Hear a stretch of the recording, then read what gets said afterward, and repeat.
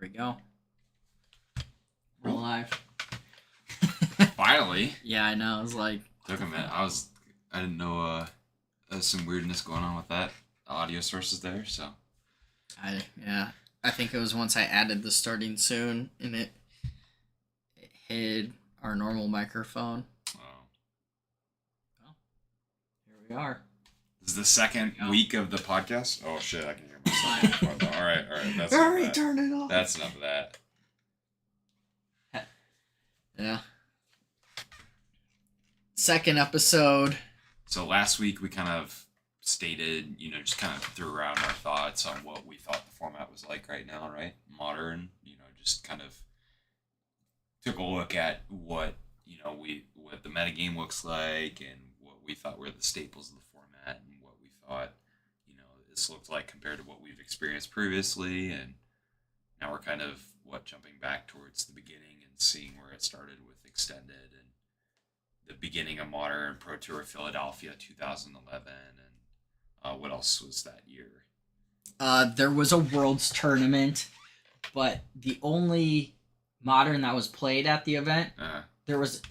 So, it was all weird. It was, really weird how the tournament played out. I think there was a Trios event, and either that coincided with, people's invites, and so, you played, then you played in your Trios, and then you played, if you top 8'd or something. So it was just, very experimental and kind of chucked in there. Yeah, so there at some point, there was a Trios event, and one of the team members played Modern. Mm-hmm. There's not a ton of data. There's a percentage of and we'll get into that. But so those are the only main tournaments. I don't even know if they started running PTQs. I don't think there was any Star City Games events at this point. Yeah. But yeah, that's what the only tournaments. Then we're gonna talk a ton about the sets that got dropped into the format initially. Obviously, because they're the defining. That is the beginning factor. That's where it all started. So. We're starting this format with one set. It's worse than Block Constructed. Good luck. Yeah, and I don't know. Remember you sent me a couple of videos of the Magic TV show that with LSV and them talking about Extended was kind of interesting because it reminded me a lot of when Pioneer got released. How they were talking about how the Standard was so close to Extended, or Standard was so close to one of the formats that, and at that time, Legacy was in a position that was really, really healthy, and people were like, why not just play it? He was kind of harping on it, Legacy is the format everyone wants to go to. And that time, and that makes me think of how reflective that was for Modern at that time too. Well, I want to shoehorn in something. At that time, when Legacy was healthy, mm-hmm. dual lands like Volcanics and the blue duels were around $100, $150, maybe $200. I remember the Gen Con before Modern came out. Yeah. I said no to a Badlands because it was $25 instead of $20. To give you a concept of the pricing of Legacy cards at the time. Wow. Jesus Christ.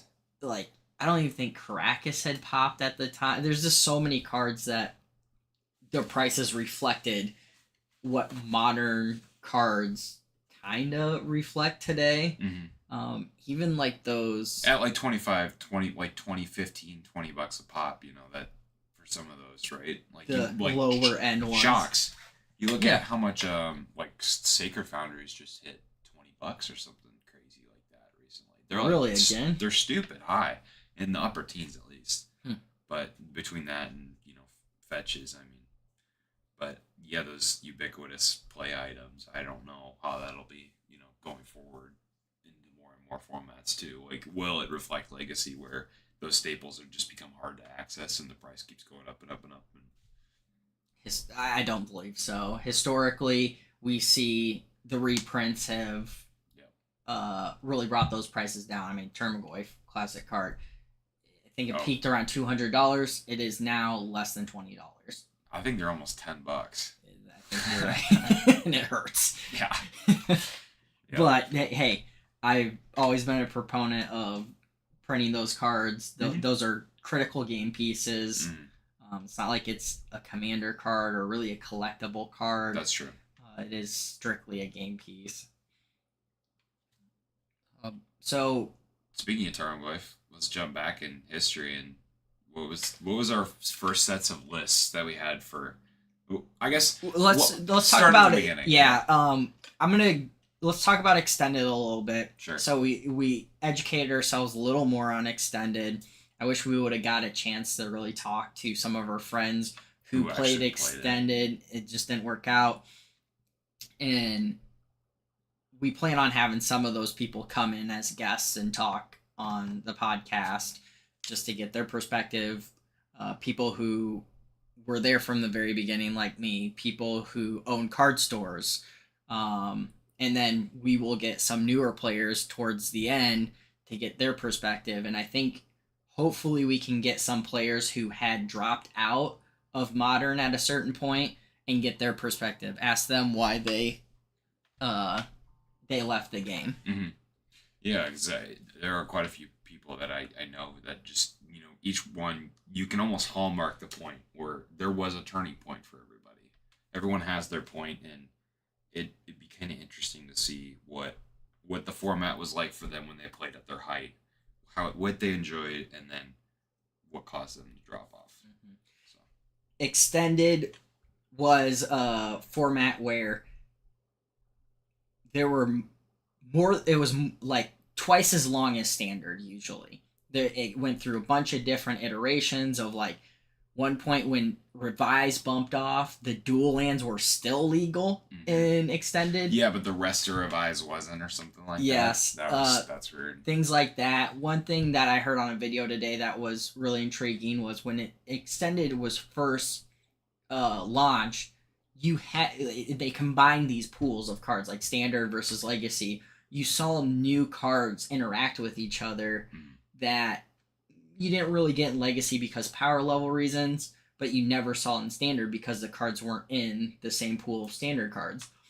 And then as extended went on, those went away, and then it just became standard plus. Yeah. And people were a lot of the standard decks were powerful decks like Jund or Affinity, and people were already just burnt out. They wanted those bands in the first place, and then you put it into extended, and they're just like, more of this. Mm-hmm. So it kind of chased standard along with it, and then yeah, it just like, what's the point? Because if you had the last two sets figure out, you're just gonna figure out the next two and then add them on to it, right? Like you just keep stacking. Yeah, so there might be some tweaks here or there for other decks, but it wasn't. Yeah, it wasn't going anywhere. Yeah. So nobody really carried extended decks. We covered that last time. It was like you only played because you had to play for a PTQ. Like because that was the Wizard supported format, right? Mm-hmm. Whereas now we have Modern, Pioneer.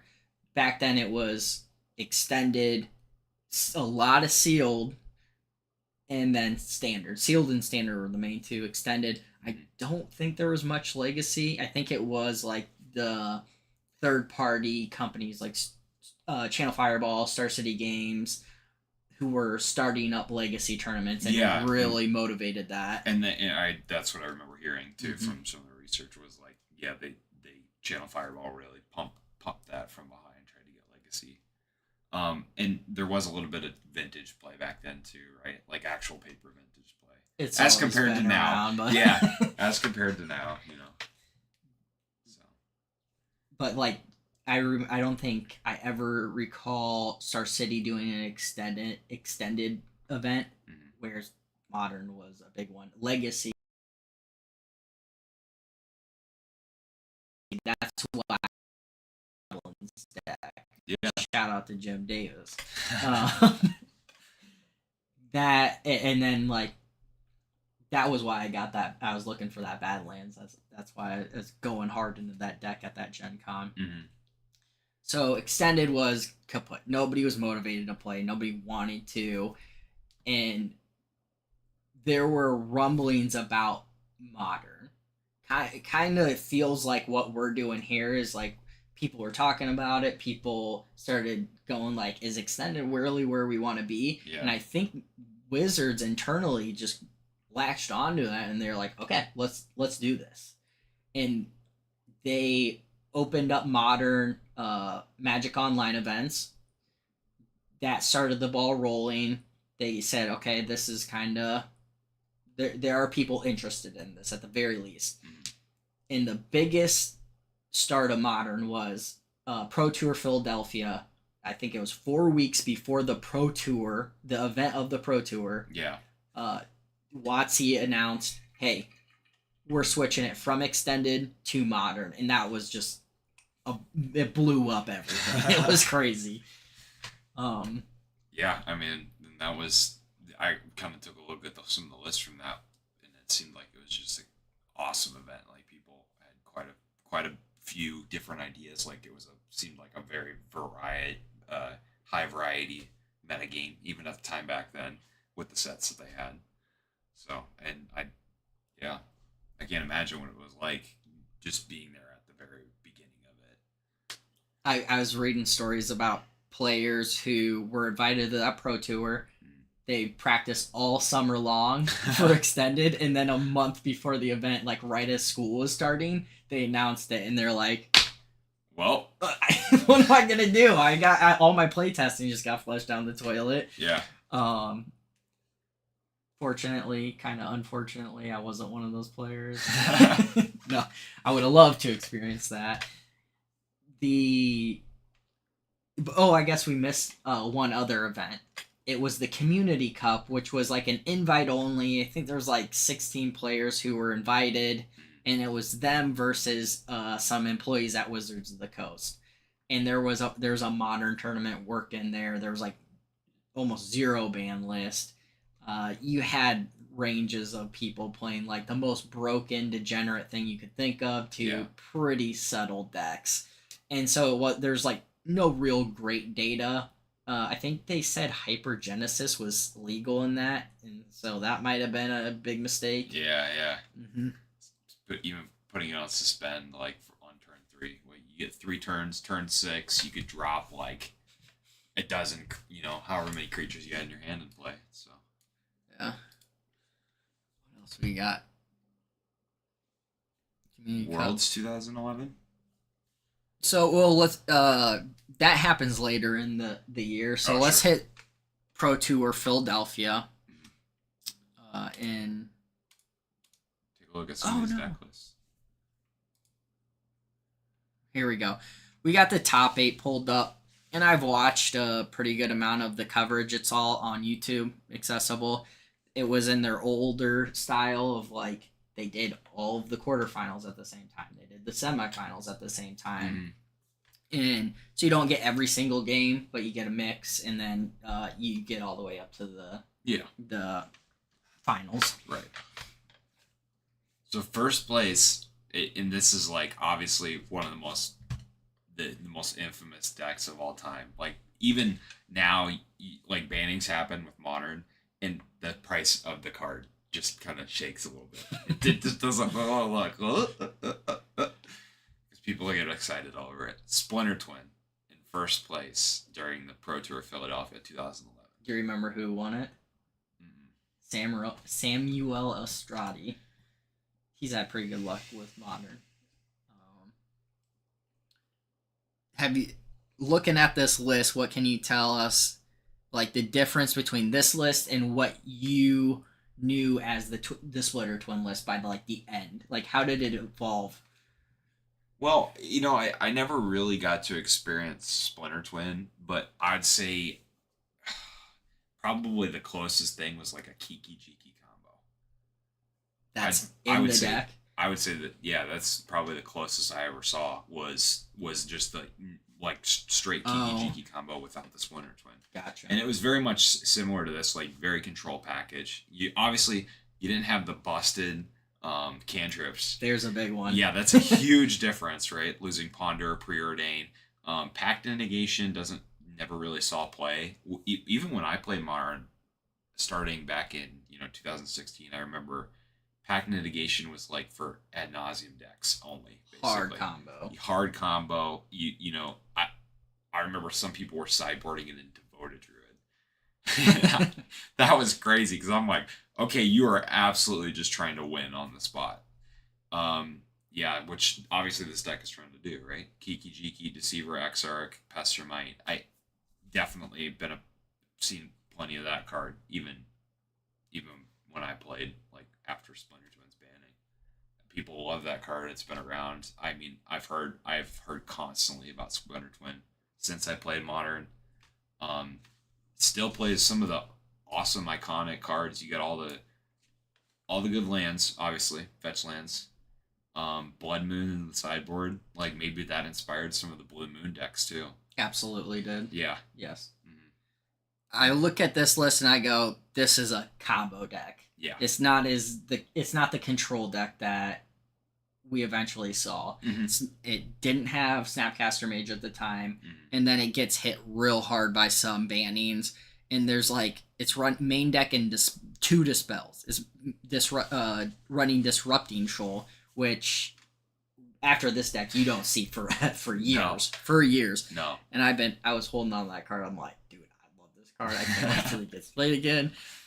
A Fire Spout in the main deck. That card. That's just crazy. That's weird. I've never seen that card played ever. I don't even think I know it does. Can you hover over? Oh yeah. So it's been so long since I've actually seen it. 2 in a hybrid green. Actually, I can pull it up right here too. Okay. Oh, nice. Yeah. So hybrid green red and 2 instant speed.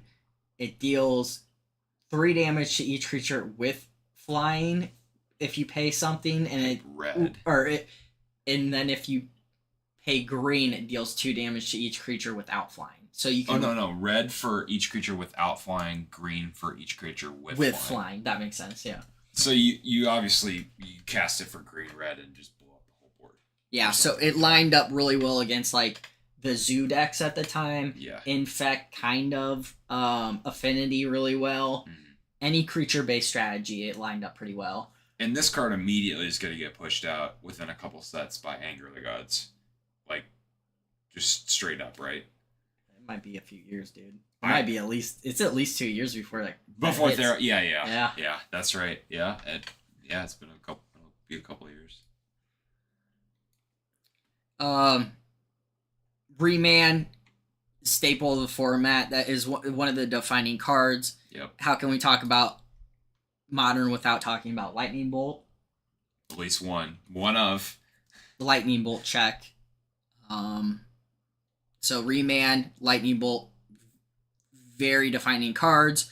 You see the fetch lands in here, specifically Scalding Tarn. That was the most expensive one for the longest time. Mm-hmm. Misty Rainforest right behind it with another blue fetch too. Yeah.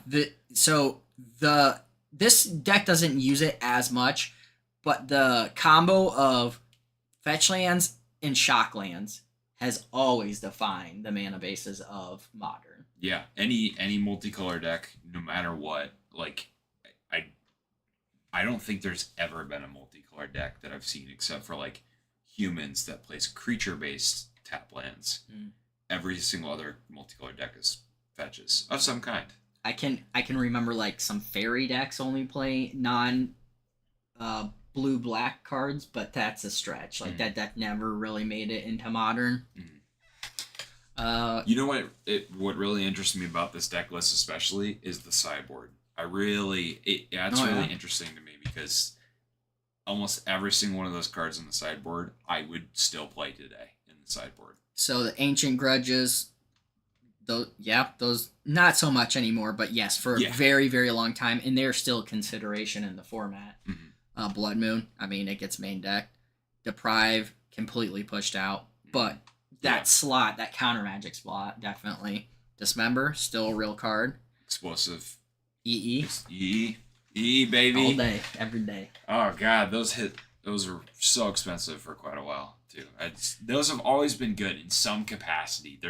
I've never encountered a situation where an E would just be bad to have in a sideboard for this deck because it runs more than 2 colors. That's never been like a defining card of the format, but that card has stayed around the entirety of Modern. Oh yeah, the entirety. Lightning bolts in the sideboard. That's just weird. 2 more spell skites. I mean, we're going hard combo. Creature-based combo decks, I still will run like a 1-up of that. Because, like, why not? You slap it down and they have to target the spell skite instead it eats a removal spell. Yeah. It's a shame how little spell skite gets played nowadays. I know. It is. It's tragic. And then topping it off with a Vendilion Click. I love that card. Did you catch in those videos the price of Vendilion Click at the time? They talk about it being like $40 and they're like, oh my god, that's so expensive. It was $90 at one point. Holy shit. The first Modern Masters set that came out, we did a draft of it, and then first place got the first pick of the rares, second place got second pick. Yeah. And I picked Foil Vendilion Shackles, Vendalkin Shackles. At the time, I think it was like $100 and something over the Vendilion Click. Yeah. And then I immediately traded it for the Vendilion Click plus like $20 cash.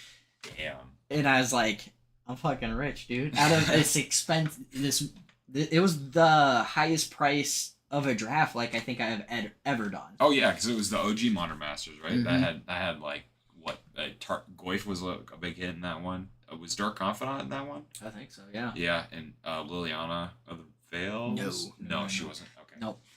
Oh, not yet. Later. She was later. So there's the winning deck. You see the filter lands. We'll hit those as well. Mm-hmm.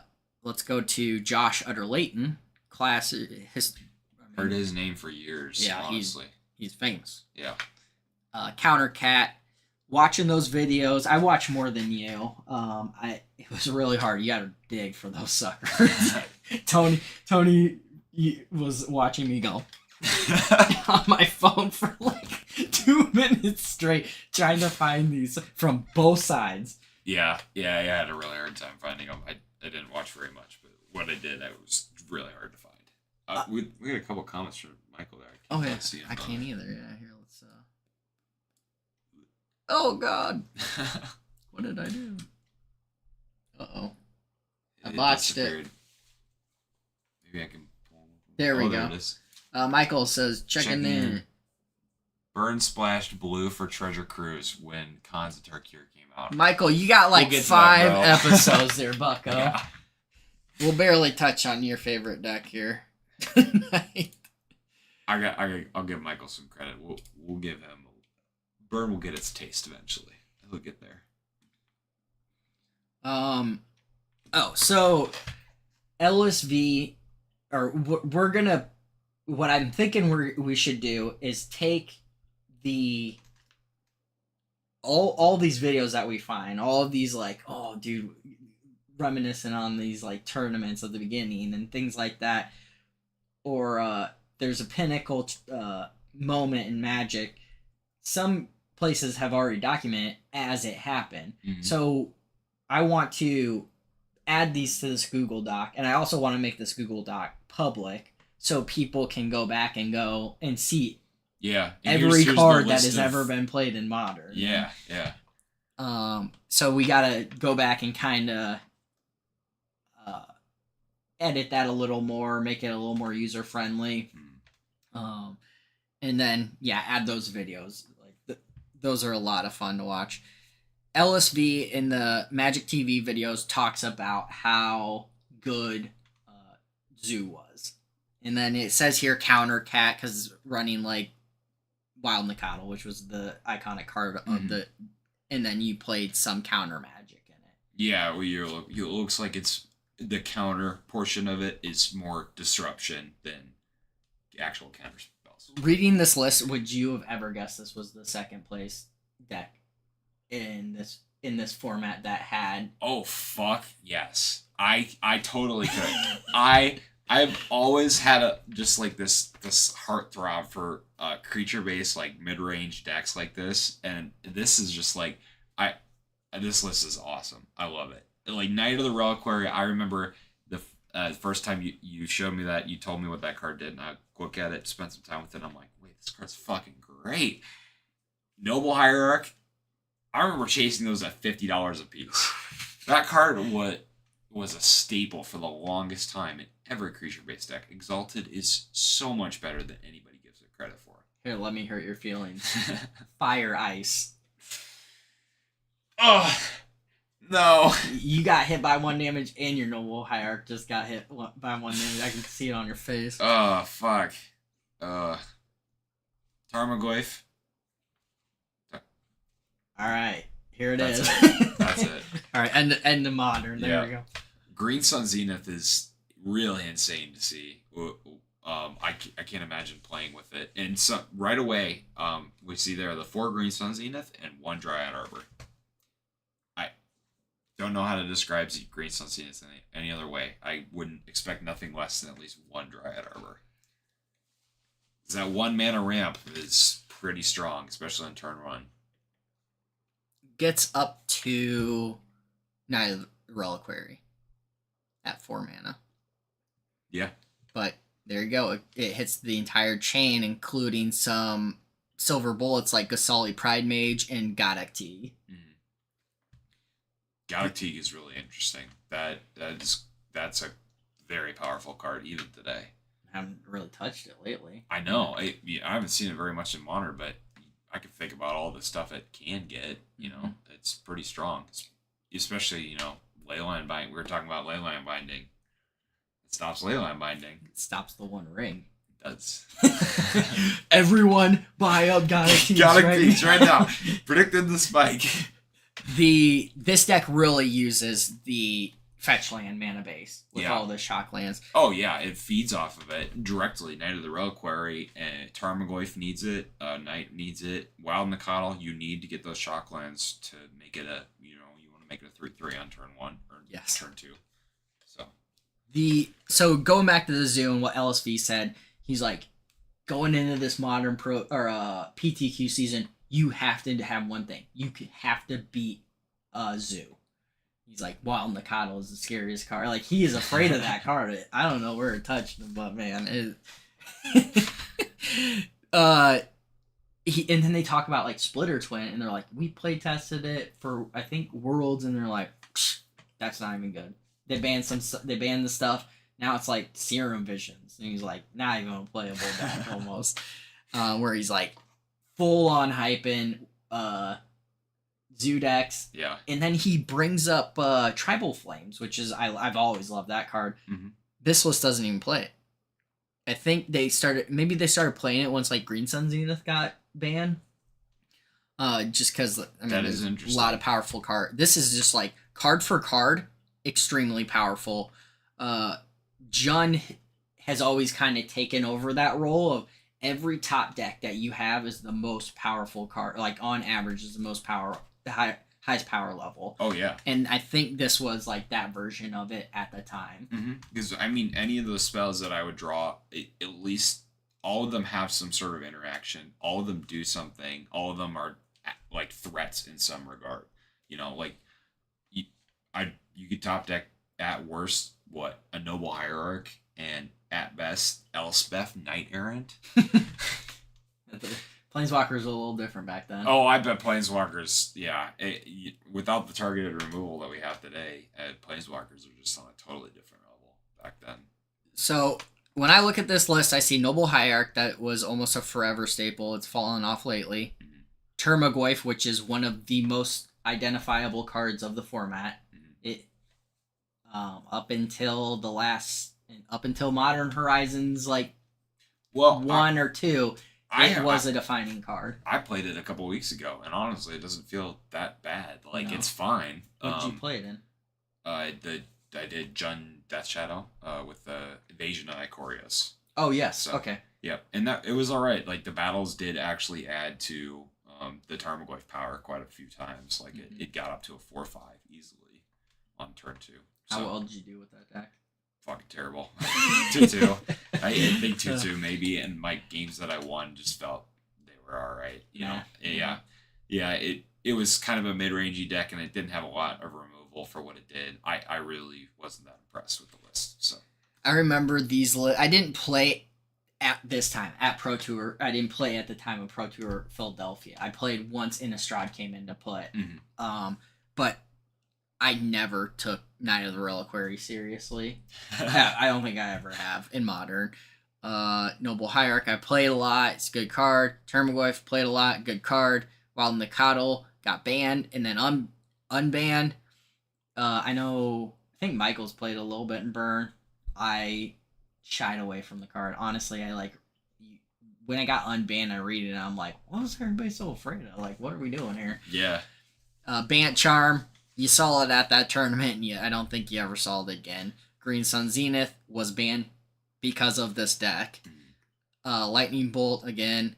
Lightning Helix, the second version of Lightning Bolt. Oh, yeah. Just as ubiquitous. Definitely been around in the format forever. Path to Exiles. That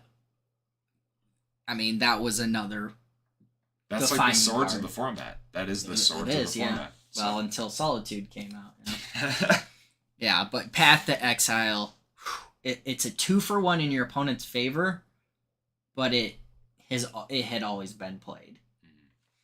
And that was something a lesson I remember was the first lesson I got hammered into me as a Modern player was always run at least one basic in your deck because someone's going to path your creature at some point, and you're going to get a basic out of it.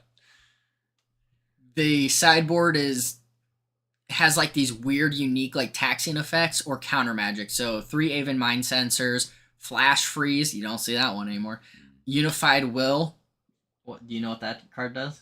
Maybe I think it's a control magic spell. No, it is a counter spell. Oh. Counter target spell if you control more creatures than that spell's controller. Oh, that card's really good. Yeah.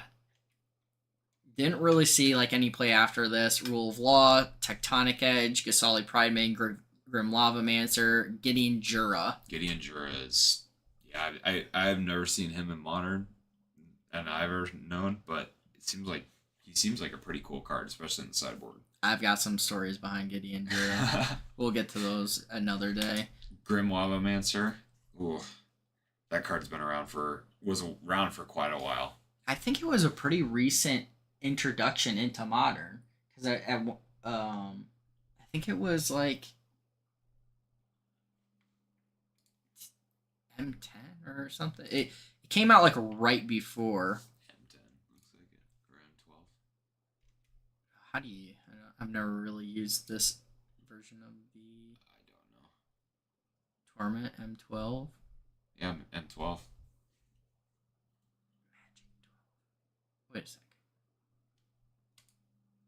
Oh, yes. No, that's right. Okay. Course, Yeah. It would have come out. That was in the initial wave. I was like, I thought it ended at Magic 10. No, that's that's the last one I got to today.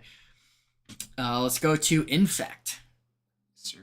Classic archetype.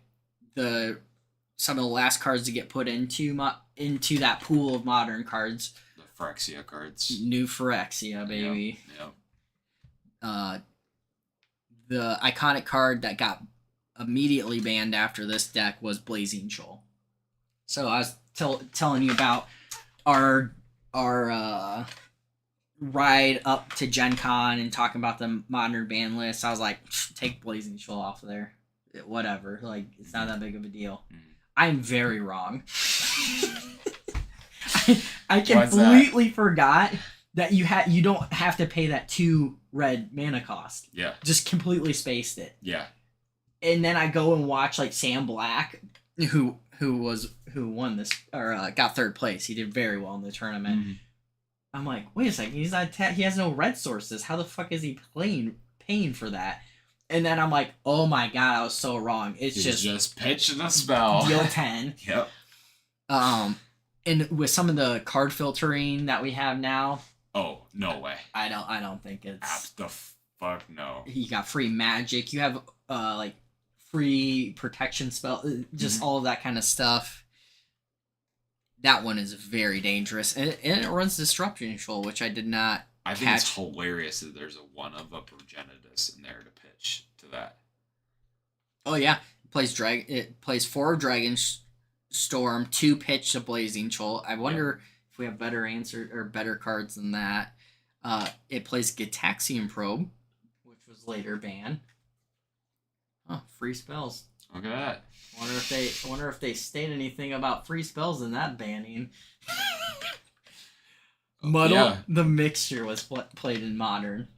Wow, that card's always been like a combo piece. What I've seen it as, especially in like EDH and stuff, people will play it for the transmute to their combo piece or transmute to a counter spell or something. So, but never in Modern. You brought up that cards in order to, unless they're like a core part of like the interactions that you're doing, have to be modular. That card, very modular. Oh yeah, it's got tutor and it's a counter spell right on its face value. And we get the same effect with Teleria West there and the lands as well. Oh yeah, yep. You see Peer Through Adepts, Ponder, Preordain. Ponder and Preordain were banned right after this for years. Preordain just came off. I think it's pretty fair. I think we'd be seeing a lot more of it if it wasn't for Orcish Bowmasters. Yeah. I think that Bowmasters has really held down a lot of like the blue card draw decks quite a bit. So, and it's been pretty impressive. Have you played with it? Preordain? Yeah. Well, in this Modern. No, I have not. Not yet. I've been playing it a bit lately, and I'm happy. Well, I just got pimped out Serum Visions, the arena ones. Oh. Oof. Big mistake. Though the Preordains, we've always wanted it, and yes, it is good for the format. If Grief gets removed from the format, we might see Ponder just fucking, or like Storm decks just take over, because that's the only thing holding back the floodgate on those. That's true. The early hand removal. Yeah, Preordain's safe and good right now, but we'll see. Spell Pierce. And I have no recollection of people really playing Spell Pierce. I don't think I ever played it in my Splitter Twin list. It just was different. That card's definitely always been an icon of the format, right? Like I can't think of a time up until maybe within the last year or so that there was not at least one deck in the top 8 running like a 2 to a 4 of the Spell Pierce. Card's great in every instance that you have one blue active, pretty much. I'm playing more of it now than I had ever done it. I used to almost refuse to play the card. Then you see Spell Skite, Vendilion Click, Jace Beleren. That's and then crazy. Like Deprive is like another bad counter magic because we didn't have counter spell, and they hadn't really started playing Logic Knot at the time.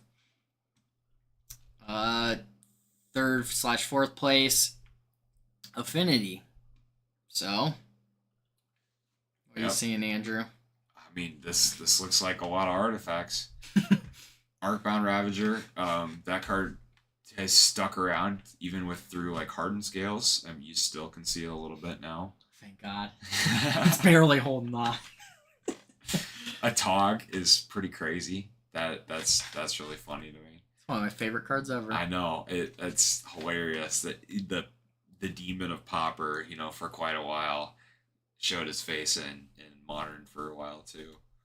Frogmite, Memnite, Memnite the Ornithopter, the free 0 drops, those have always been a classic in Affinity. Mox Opal, that card just has been such a huge staple of Modern, all the way up until the point it got banned. That Mox Opal defined Modern for the entirety of the time it was legal. Yes. always defined it in some way. It is a shame that like classic Affinity or like Affinity cards aren't really in the format anymore. You see hardened scales, you see some Urza decks, Lord High Artificer, but once they banned Mox Opal, it felt like it hit Affinity harder than some of the bans like Ponder did to Storm, or I want to think of another like combo card that like they banned around, and then it's just like took out the entire other deck. Yeah, and maybe that's a card that there's a case for take it off the ban list and see how it does. Because like you got Force of Vigor nowadays. Mm-hmm. I mean, what's there to be afraid of when you can get a turn 1 grief and rip 2 cards out of their hands on turn 1? So yeah, 4 mind break traps back then. 4 blood moons in the sideboard. Yeah, this is one of those decks that is like, I remember being in the format during the glory days. Oh yeah. Never. Well, that was my first experience with Modern. Was you handed me your Affinity deck and I played it and I lost and went 0-4 and then You didn't know how to work Arcbound Ravager or nope, what? I didn't know how to work any of it. I didn't know that Inkmoth Nexus had Summoning Sickness the turn it came in. I didn't know. I didn't know what. I had no clue what I was doing. But you learned. I did. That was the thing. Yeah. Galvanic Blast. Didn't see much. Galvanic Blast was like always played in the deck until the banning of Mox Opal. Cranial Plating, another scary monster, but it kind of fell off. It did its thing. Breach Post decks.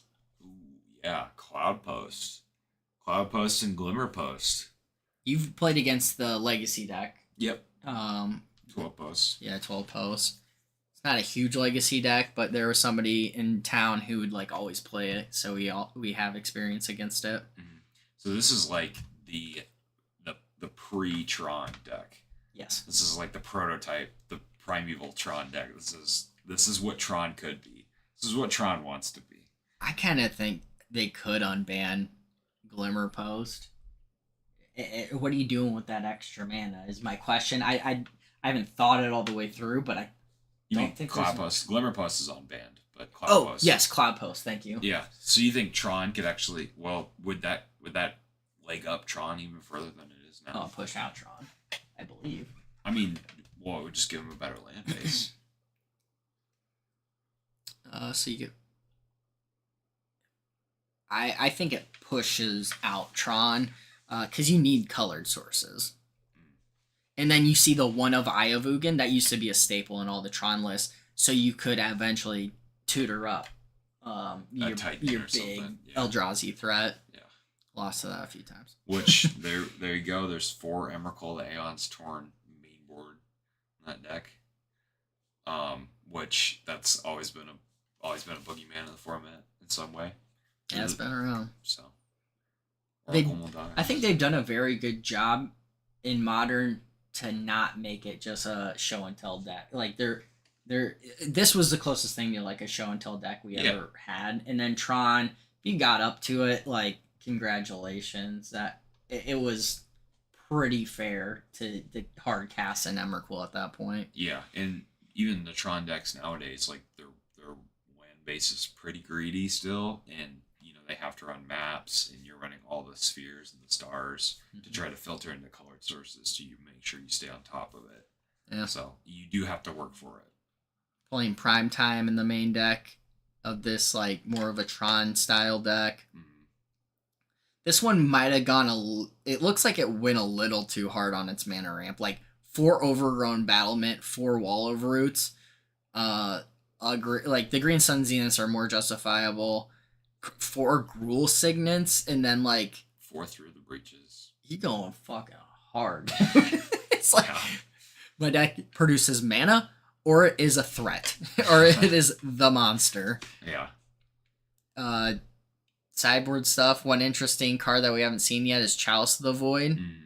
It used to barely float into the format, like people would barely play it. Now it's a staple. Now it's main deckable. Oh yeah, now you just need it.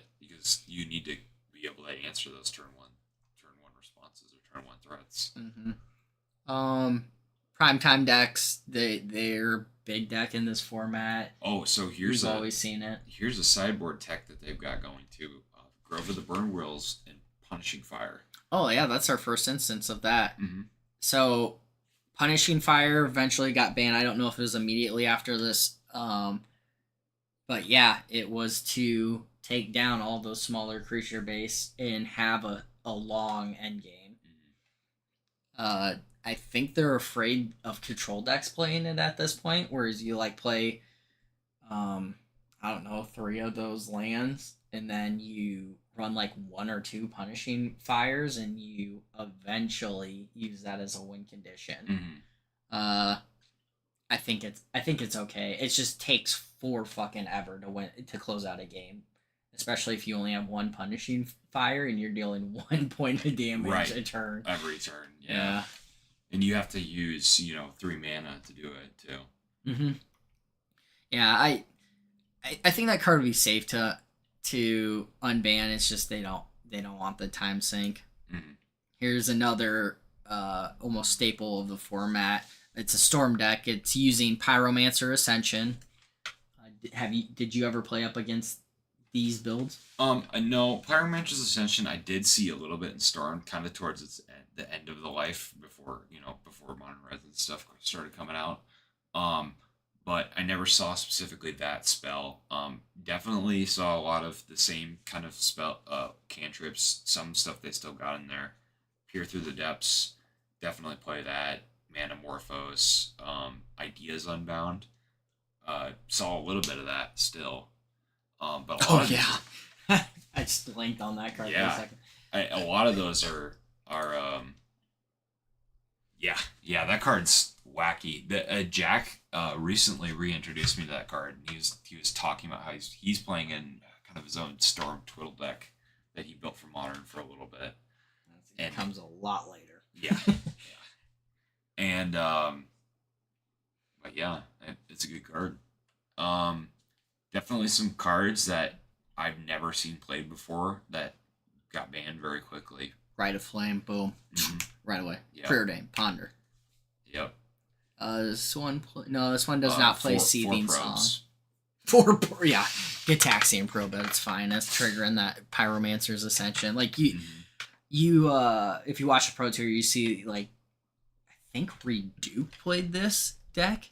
You see him with a hand, and it's like a Pyromancer's Ascension and like 2 spells, and it's like, yeah, I think it can be active next turn. And it's like, yeah, because of the fucking Gitaxian Probe. Yeah, free spells once again. Lightning Bolt.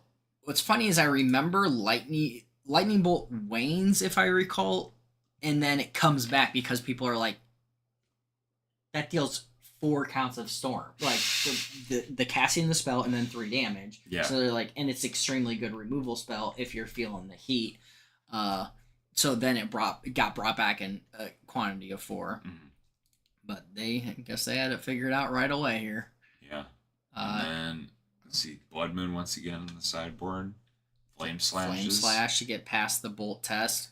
Everybody's going for that cool. One last spell. Shattering Spree. Now that's a card that I did not see any play when I started and did not see play for quite a while. And then all of a sudden it like spiked to $20 out of nowhere and people were just playing the crap out of it. In response to, I think it was it was probably like Urza food deck or something when that was around. I could believe that. We'll have to investigate. I am curious when that spike happened. Yeah. Spell Pierces, V-Click, Wipe Away. That's another cool card. I did see a lot. I actually had that played against me quite a few times. It's like always been a one of in that sideboard. Yeah, it's kind of cool. Just the split second, it works for those emergency situations. Here's another Storm deck, very very similar. Except we have a great staple counterspell added here. Mana Leak. We missed the Remand in the last one, but yeah. Wait, was there Remand in that? Yeah, yep. I completely went over it. There's a lot of fun plays that they do with the Remands in that Pro Tour in the final, or not finals, but the up in the top 8. Yeah, I mean, David Webster, when I played against him a couple times, he's got me with Remands before. Like he's cast I think he flashbacked I can't remember what he was doing, but I tried to interact with the spell somehow, and he's just like, remand it back, cast it again. And I'm like, oh, okay. You can do that? Yeah. Yeah, that you can. It's so fun doing those spicy things. In Storm allowed you to do kind of the coolest, like trixiest little things with Remand. Mana Leak. I played a lot of this at the very beginning. My first deck was America Control, and Yeah, the best counter spell I had was Mana Leak. Maybe that that fifth copy of Logic Knot that I had run. Yeah. Now this is crazy. This burn deck is also playing the Grove Splinter or a Punishing Fire combo. Oh, I didn't even catch that. That's crazy. Wow. Transformational sideboard. Oh yeah. Yeah, they're going for a complete deck archetype in the sideboard. There's 4 Deceiver Exarchs, 4 Splinter Twins, 4 Punishing Fires in the sideboard. That's you just like side half the deck out, side the. I guess they've got the counter, the remands, the preordains, the ponders, the serum visions. So they just rip out like their 4 pyromancers essentially, and the 4 Manamorphos or Noxious Revivals. Mm-hmm. Yeah, and just jam those in and go to town with Splinter Twin combo. I did not realize that. So this is technically a hybrid deck. That's pretty cool. That's really cool. And then last place, another Splinter Twin deck. And the only big difference is Punishing Fire in the main deck. Mm-hmm. Which, so we see 1, 2, 3, 3 decks out of the 8 playing the Punishing Fire combo? Mm-hmm. Which nowadays, by percentage, that would be kind of a joke. Yeah. And they're still kind of afraid of it. It's the time. It's got to be the time thing that just adds 10 minutes to a game. Yeah. So that's the top 8 of the Big Bad Tournament, man. That was the one. Mm-hmm. I'm curious if they have more deck lists. You use this more than me. Do you know how to? Yeah, if you click on Modern, click on Modern at the top there. Okay. And then that drop down that says last 2 weeks, click that. And you can go to History, All PT, and GPs is how I got to that. And then, yeah, you can go to the very last page and keep going. Oh, we haven't hit it, boys. We're getting close. It's 2012 there. Oh, it's not loading. Why? There it goes. Pro Tour Philadelphia. And I think that's all they got. 417 players. Yeah, I think this is MTG Top 8, so they only display the top 8 of the events that they record, apparently. Just looking at the pricing today, it's like $900, $900. These are 2-day prices. Yeah, they are. Yeah, I don't think we're gonna be able to find back then prices.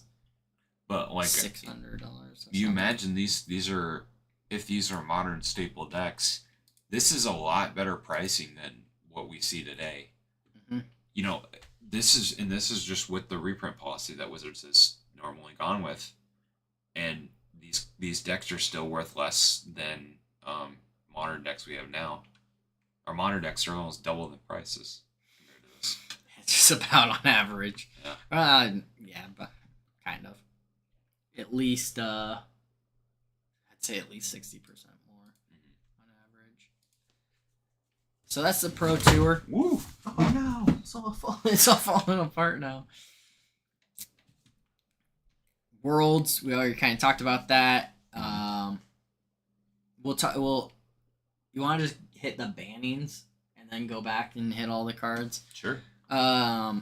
This talks about percent. This is why I left it in here. The percentages. Zoo decks were by far the most popular at 28.3% of the metagame, followed by Splitter Twin decks with 15.1%. Affinity was third, almost 9%, and the rest of the decks were sub 5%. Mm-hmm.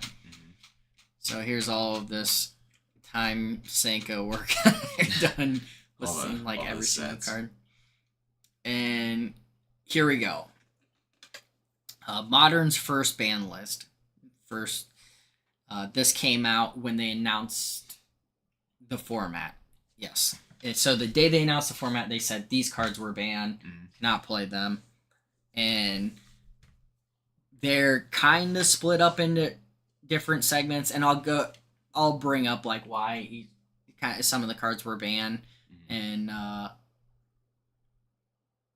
actually you can go ahead and if you know, shout it out. I mean, so there's a couple of them that are immediately noticeable. The artifact lands, all 5 of them are on there. The colored ones.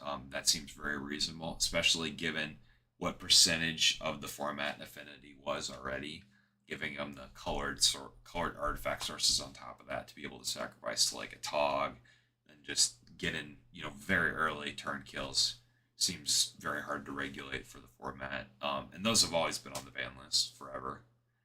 Ancestral Visions is a little interesting. I didn't expect that on the initial ban list. Same with Bitter Blossom, but that I could see more justified reason for, given how much slower the turn-by-turn game was back then compared to now.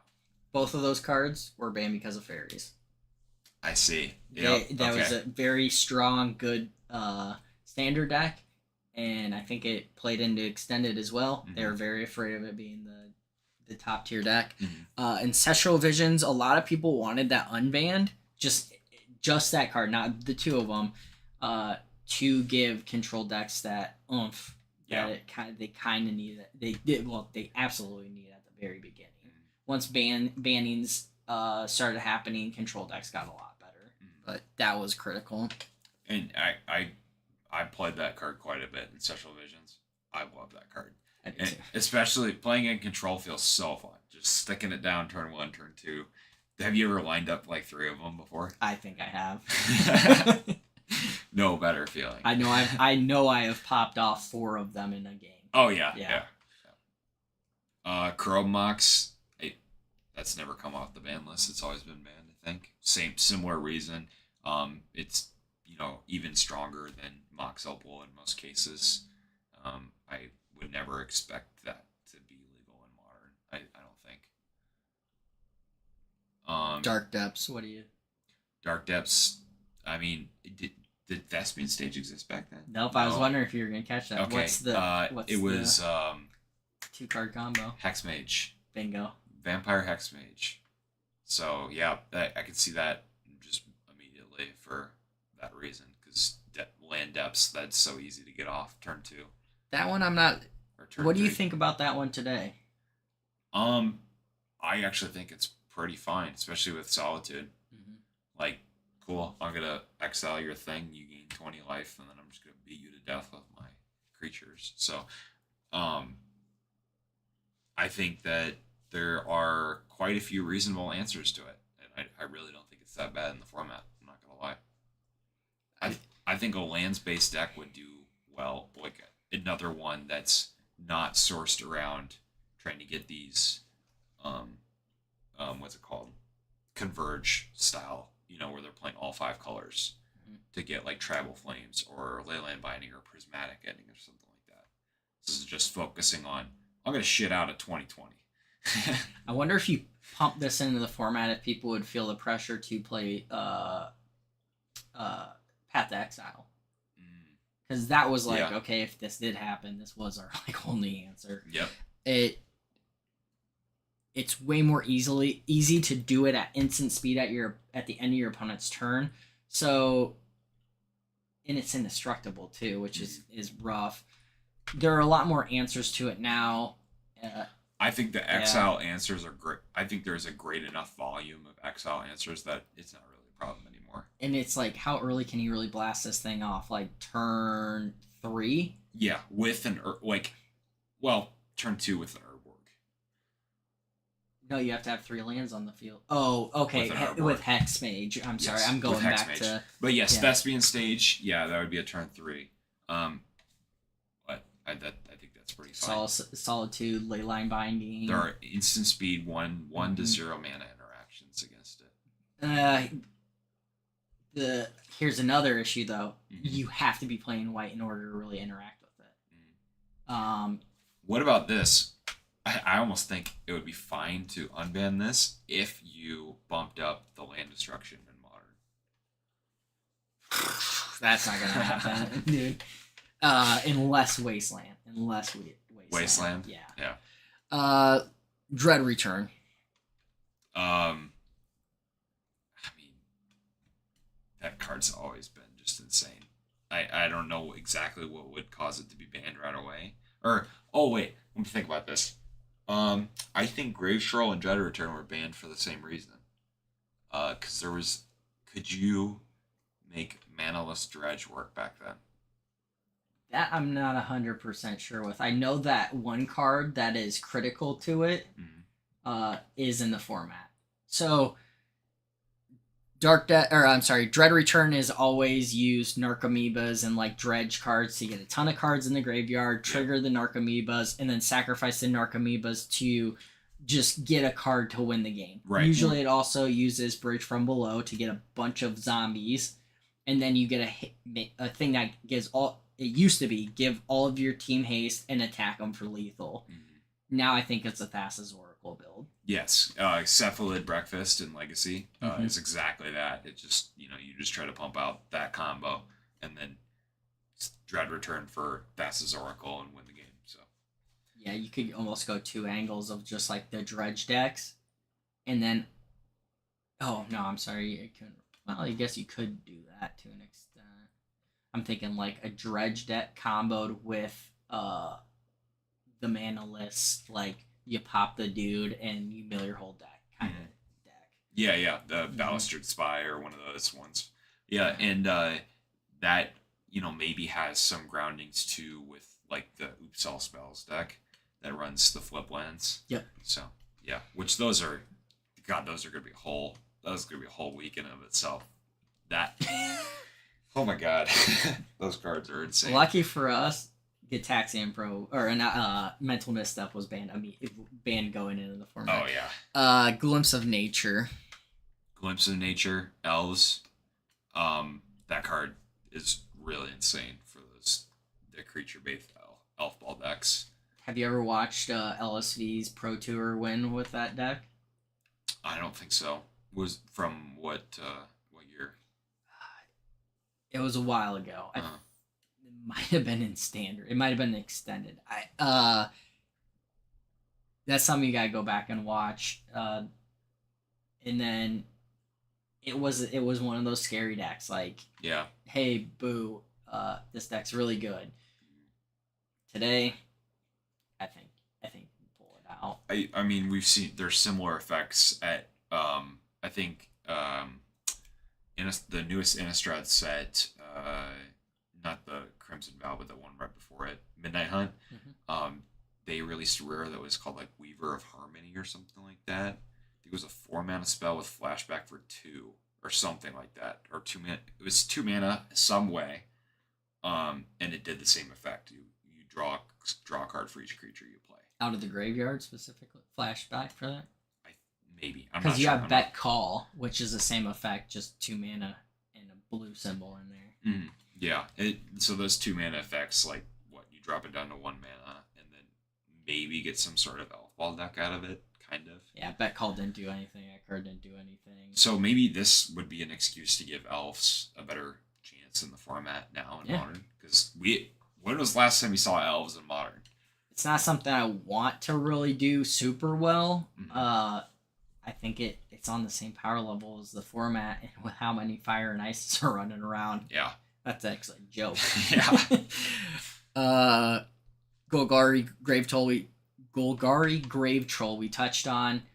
It got unbanned and then rebanned. It dredges for 6. Like what can you say? That card's always been a boogeyman of everything, even back to Vintage. I've been killed by it just because it got hard cast. Yeah. And it's like it comes in as a huge and beats you to death. Classic huge. Classic huge. Bigger than Goyf. Yeah, that one. I was surprised that they even took it off in the first place. That was one of the things I questioned. And then Great Furnace, the artifact land. Hypergenesis. I mean, probably similar reason, right? Like Boogeyman of the time, and also, like the Eldrazi Titans and stuff back then. And I can't imagine it was very smart to have a Eureka in the format. I don't know if this could be unbanned or not. Yeah, it's hard to tell, especially with the Cascade cards, right? Like, I think cascading this would be super dangerous, but at the same time, it like kind of seems like it could pump up a Rhino's deck to make it a little bit better. I don't know. I don't think it's healthy, but oh no, definitely not. Jace the Mind Sculptor. Oh yeah, baby. I super happy I got to play with that card when it hit heyday again after it got unbanned. Jace's. I remember getting my first Jace the Mind Sculptor. It was a World Wake and it was damaged. I got it for like $120. Something ridiculous. It was like right after it got unbanned, and I just sat there at home and I'm like, oh, I have a Jace the Mind Sculptor. And that was like one of the moments, the turning point moments of my Modern career.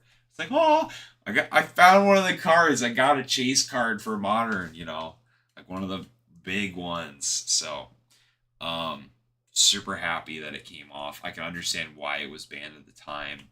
Why? What deck? Ooh, I couldn't tell you what deck. Callblade. Oh, okay. Yep. Just dominated Yep. Standard. They just got banned. And that looks like the same reason we got Stoneforge Mystic on there too. Yes. Yep. I didn't even catch that initially. Mm-hmm. Yeah, Jason Stoneforge, Callblade. Yeah, and those have been together for quite a while. Those have been every single time I've played Stoneforge. I would say probably about 40 to 50% of the time I've also played a Jace in the deck. Mm-hmm. And this goes back to them not wanting it to be how Extended felt of more of the old bad Standard archetypes that just dominated. Right. And that's the Bitter Blossom. That's a Jace. There's a lot of them in here. Mm-hmm. Mental Misstep. I remember when this was legal in Legacy and looking at the Star City Games Legacy event and seeing every single deck, and at least in the top 8, have 4 copies of this card. Every single deck. Oh, yeah. Yeah. Goblins. Like, it's just every card, or every deck. Yeah, why not? It's free, and it just, like your pun goes, Birds of Paradise, Mental Misstep. What? Why not? I'd pay the 2 life instantly. Mm-hmm. That just seems ridiculous to have it in the format in any regard for that sort of thing. I can't imagine what it would be like if you were to release it. Hell, it's banned and restricted all the way back to Vintage. Like there is no ability to play it in a 4-card deck in a legal format because it's just too strong. I think if you pulled WotC, they'd say that was probably one of the top tier cards of big, just should never have been printed. A huge mistake. Yeah. Free magic. Sensei's Divining Top. Ooh. Well, I guess it skipped another artifact line, but Sensei's Divining Top. I heard that part of the reason why this card was banned was because it was very annoying to deal with on MTGO. Yeah, I can easily believe that. Yeah. But I also think that, it's just like it's such an elusive and very strong card draw engine. Sensei's Top is just really, really good card. Always has been.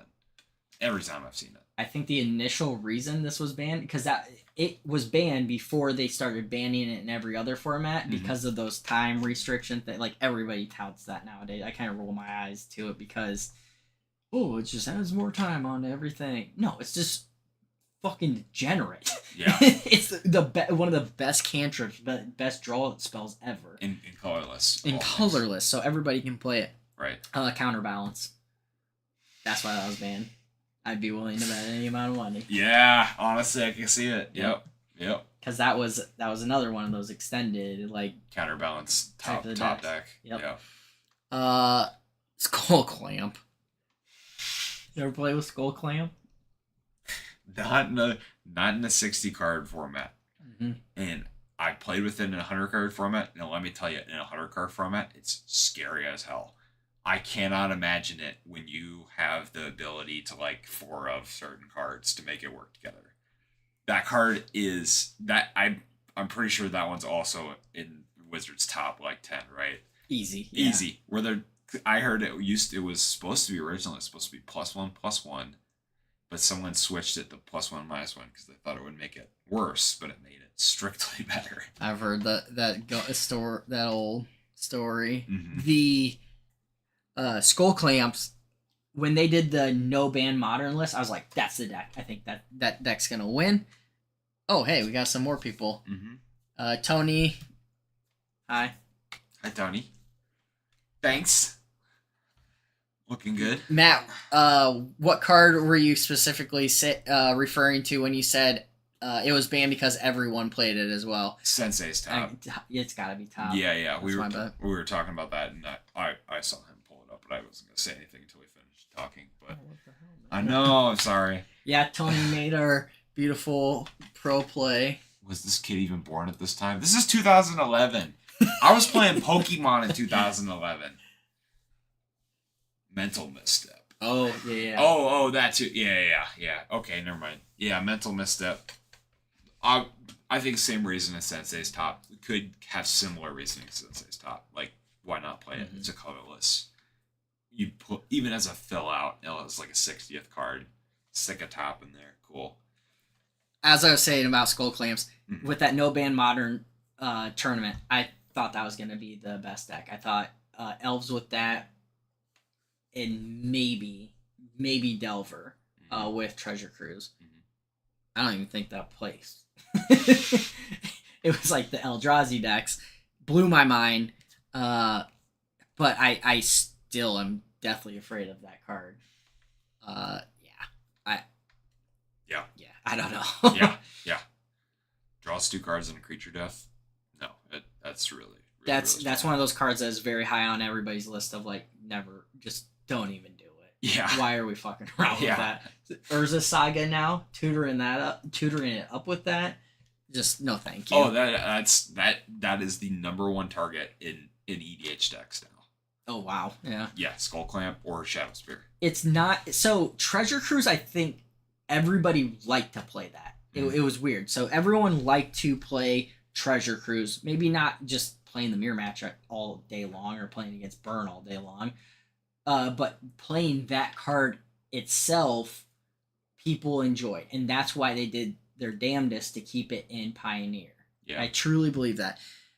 Skull Clamp, I don't think anybody enjoyed playing with that card. The horror stories I hear from the standard and when it had to be, I think, emergency banned, it's just you throw that in the affinity deck for the beginning of the modern, you're starting to play Disciple of the Vaults, and it just gets really degenerate. Yeah, because you're playing so many free cards, like the affinity cards and the Disciple of the Vault. Just wheeling through your fucking deck with the Skull Clamp. Yep. Stoneforge Mystic.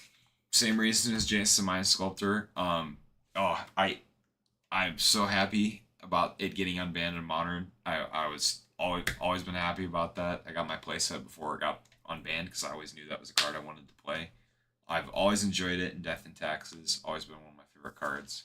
And we mentioned similar reason as Jace. It was banned for the Squad Hawk deck, right?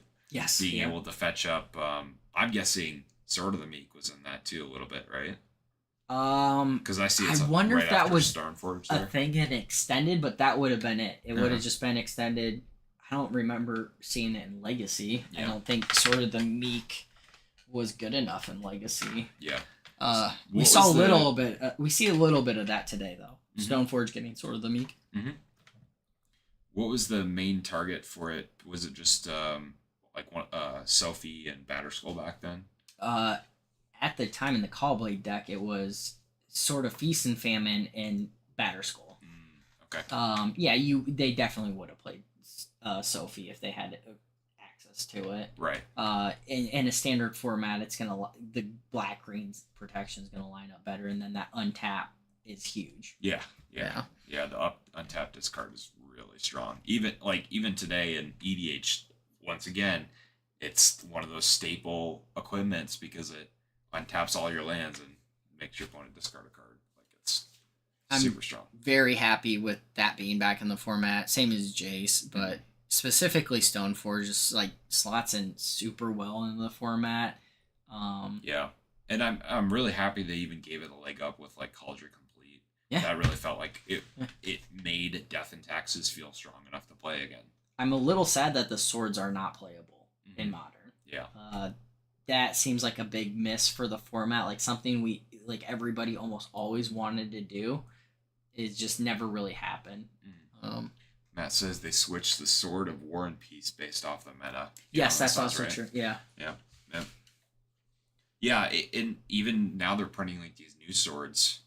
But these new swords, like the Far and Future, don't even seem good enough to play in Modern today. Oh yeah, the P's are backwards. Good call, Matt. Good call. Where the fuck did our there we go. Yeah. Sword of the Meek. Have you ever played with this combo in Modern? Yeah. Mm-hmm. Yep. Played that for a while when Urza came out. How disappointed in it were you?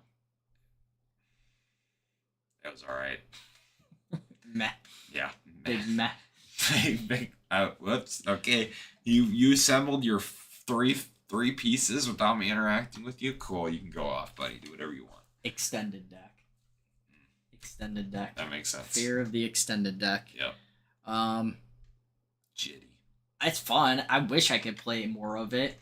The fact that it doesn't go infinite is like, I like it more because I think it's more intriguing because of that. Yeah. Now I don't think the value keeps up, especially at the risk of like it interacts with the graveyard. It's artifact based. Like all of these things can kind of. It needs like a certain type of creature, a 1/1. Mm-hmm. Yeah. It's very specific.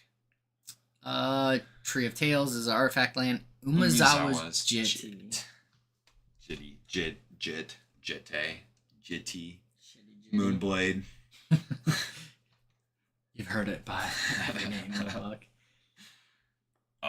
Where do we even start?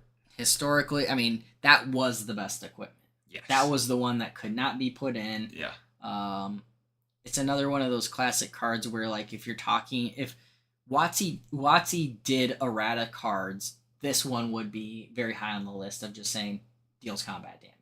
Oh, Matt immediately says Jit can get them, but unbanned. 100%. Yeah, I think so too. I think it's definitely like competitive enough in this format too, where like you attach it to some no-name creature and just swing with it so you can get the counters, right? That's what you would do sometimes even in Legacy. Mm-hmm. And Jit is just such a modular card that can have so much use for a deck that plays Stoneforge Mystic, you know? So. Yeah. So you've played Umezawa's Jitty in Legacy. You played Death and Taxes. Love it. Yeah. Yep. Love that card. And that card's usually like the #1 fetch unless you know that you're really ahead on board and you can get Batter Skull instead. Yeah. But Jit is just like, it's so strong, and the fact that it says dealing damage causes it to gain counters, and it puts the counters on itself. On the card itself. Yeah. That's like one of it's the only equipment to do that. Very unique. You first time you read it as a newer player, you're gonna always think it goes to the creature. It's like, all right, whatever, you know, and then they hit you, and the creature goes away, but the artifact sticks around. It's very strong. I don't know why I'm answering that while we're doing a video podcast. Valakut.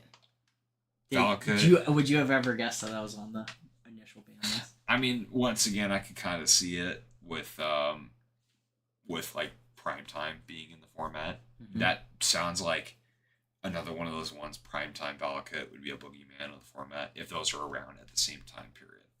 Because, you know, you got, I think I saw Secure Tribe Elder in one of the lists back then. So that was probably around in that standard. Secure Tribe Elder, Overgrown Battlements, Land Where Else was probably an extended. Or maybe. Yeah, it was. Okay. You know, there was enough ramp at that time that I could see Valakut being an issue, like Primetime. It's actually standard deck. Really? Yeah. Okay. Primetime Valakut, Bloodbraid Elf. Yeah. I forget I think it was Slagstorm. Maybe there's like a board wipe in there that. So kind of like a really really prototype Ponza type deck, kind of. Almost, yeah. Almost. Yeah. Another big scary that everybody knew could be a problem in the format was Scape Shift. I remember very early days Scape Shift decks. I mean, it was a lot of fun. Those matchups were a lot of fun. Could never tap out. You had to leverage your counter magic very, very precisely. Oh yeah. And you almost could never wait until they tapped out for Scape Shift. Mm-hmm. Yeah, I played Scape Shift for a while against that, and that deck was definitely like you can't let your guard down. Mm-hmm. Especially, it was really fun when they played like the Bring to Light Scape Shift. Then Bring to Light, and you're just like, oh my god, what are they getting? Sometimes you wouldn't even know that it was Scape Shift until they're like, I'm gonna get Scape Shift and cast it. And it's like, oh, okay, all right, I'm dead. Yeah, that's too late for this. Yeah. And then top it off, Vault of the Whispers, another artifact land. Yep. And like throw all those artifact lands in there. People are gonna start playing Disciple of the Vault, and it gets too degenerate. You're pumping out with a Marine Tog Forcers. Too. With a Tog, like that's no, not healthy at all. So that happened in August of 2011, and that was before the Pro Tour. The Pro Tour happened, I believe, September. Oh, I have it written up here. What am I doing? Oh God. Pro Tour started September 2nd, went through like the 4th. Gotcha. Let me come back down here. No spoilers. September. This is the consequence of the Pro Tour. Initially, they used to have Pro Tours so Wizards of the Coast could learn about the format, how it was going to settle, and sometimes the mistakes that they made, or what the format really should shake up, and see their internal play testing versus how did it manifest. Right. And so they use that as a gauge. Yep. They use this one to determine some more cards to get banned. Blazing Shoal. Right away. We already talked about how that one, even today, should stay banned. Like, I don't think there's any reason it should come off. Same reason as most, I guess, at least one of these another one of these. Getting free stuff out of it. Like I guess Blazing Shoal itself is a free spell, but Green Sun Zenith gets you something for free. Yeah, usually. I want to see Green Sun Zenith back. I think it could be unbanned. I'm not gonna lie. I mean, that the ability to ramp into that, I don't think it really lines up with any of the degenerate decks that we have in the format. Not really. I think it supports like Prime Time a little bit more probably as a deck. Yeah, okay, I could see that, but it's not. Would Amulet play it? Not really. So. Like, they don't have a lot of their turn one play. An Arboreal Grazer is a little bit better because it just gets them another land in play. So they want the Summoners pack. They're not going to slot out the Summoners pack for it, but they would be willing to pay 7 mana for the 5th through 8th copy of. Not necessarily, because being able to just pact for it, it's 6 mana instead, right? Then, like, that 1 mana could actually cost you. There's a lot of plays with you get your first Titan in, you get a Tolarian West and in something else, or bounce land. You bounce that Tolarian West, you get your second Prime Time. You just go off from there and get an army and go off. Whereas, like, Green Sun Zenith doesn't even let you touch that. It's no longer an angle of attack with just your lands. Yeah, so I don't think it would see any play in that deck. But yeah, I do think it could be used to maybe support some of the more creature-based decks that could use a leg up against more scam-based decks. Yeah, I hate to be saying creature-based versus scam-based, but when you're looking at free spells, what else can you call them? Sometimes. I've always been I talked about Fire and Ice a few times tonight, and it's like I love that card. That was one of the cards that I've always been like, put into Modern. I was really happy that I got included. Actually, I really think that card is super cool in this format. I think it's completely fair. I think it's a great power level for the format to play. The only reason it's getting played though is because it's for CMC. Yeah. And it's just like, come on, what are we doing there? But that lines up pretty good with Green Sun Zenith. So Matt says Malira decks can make a comeback with it unbanned, with Green Sun unbanned. I think that's fine. Yeah. Did we talk about Birthing Pod last week? Yeah, a little bit. Yeah. Like how it's slow. It's very slow. It acts at sorcery speed, and it costs mana. Yeah. Yeah, it costs mana and life. So, I think it's fine. Ponder Preordain. So Ponder's still on the ban list today, but Preordain has come off. So, it's pretty obvious why those got banned. They were played in every deck that played blue at that tournament. It really was, wasn't it? Yeah. Yeah, it seemed pretty good. So. We talked about Preordain earlier. Rite of Flame. I think that one was probably banned for a similar reason, just the large quantity of it observed. And then also just having that combo with Grove of the Burn Willows. People probably abused it with the amount of time that you had. You're talking about Punishing Fire. Oh, whoops. Yeah. Rite of Flame. Rite of Flame is. Jeez. Do you remember which one? Yep. That's the ramp spell for Storm. Yeah. Ritual. Yeah, it goes 1 to 2, and it could potentially even go more. 2 to 3, 3 to 4. And it was a good ban because Innistrad comes out a little bit later, and Past in Flames. Yeah. It just it gets better and better with that card. And it just Pyromancer's Ascension. You want to be fueling your graveyard to trigger those, and it just goes hand in hand with it. Yeah. Can't even imagine it being around with Faithless Looting. Yeah. It got so many more tools that. Yeah. Well, especially this just being like a 1 mana spell too, a 1 mana ritual as opposed to all of the rituals after this are 2 mana rituals, right? Because you got Desperate Ritual, Pyretic Ritual, and Manamorphose, all at 2. In that 2 mana slot, I like that they're colorless X.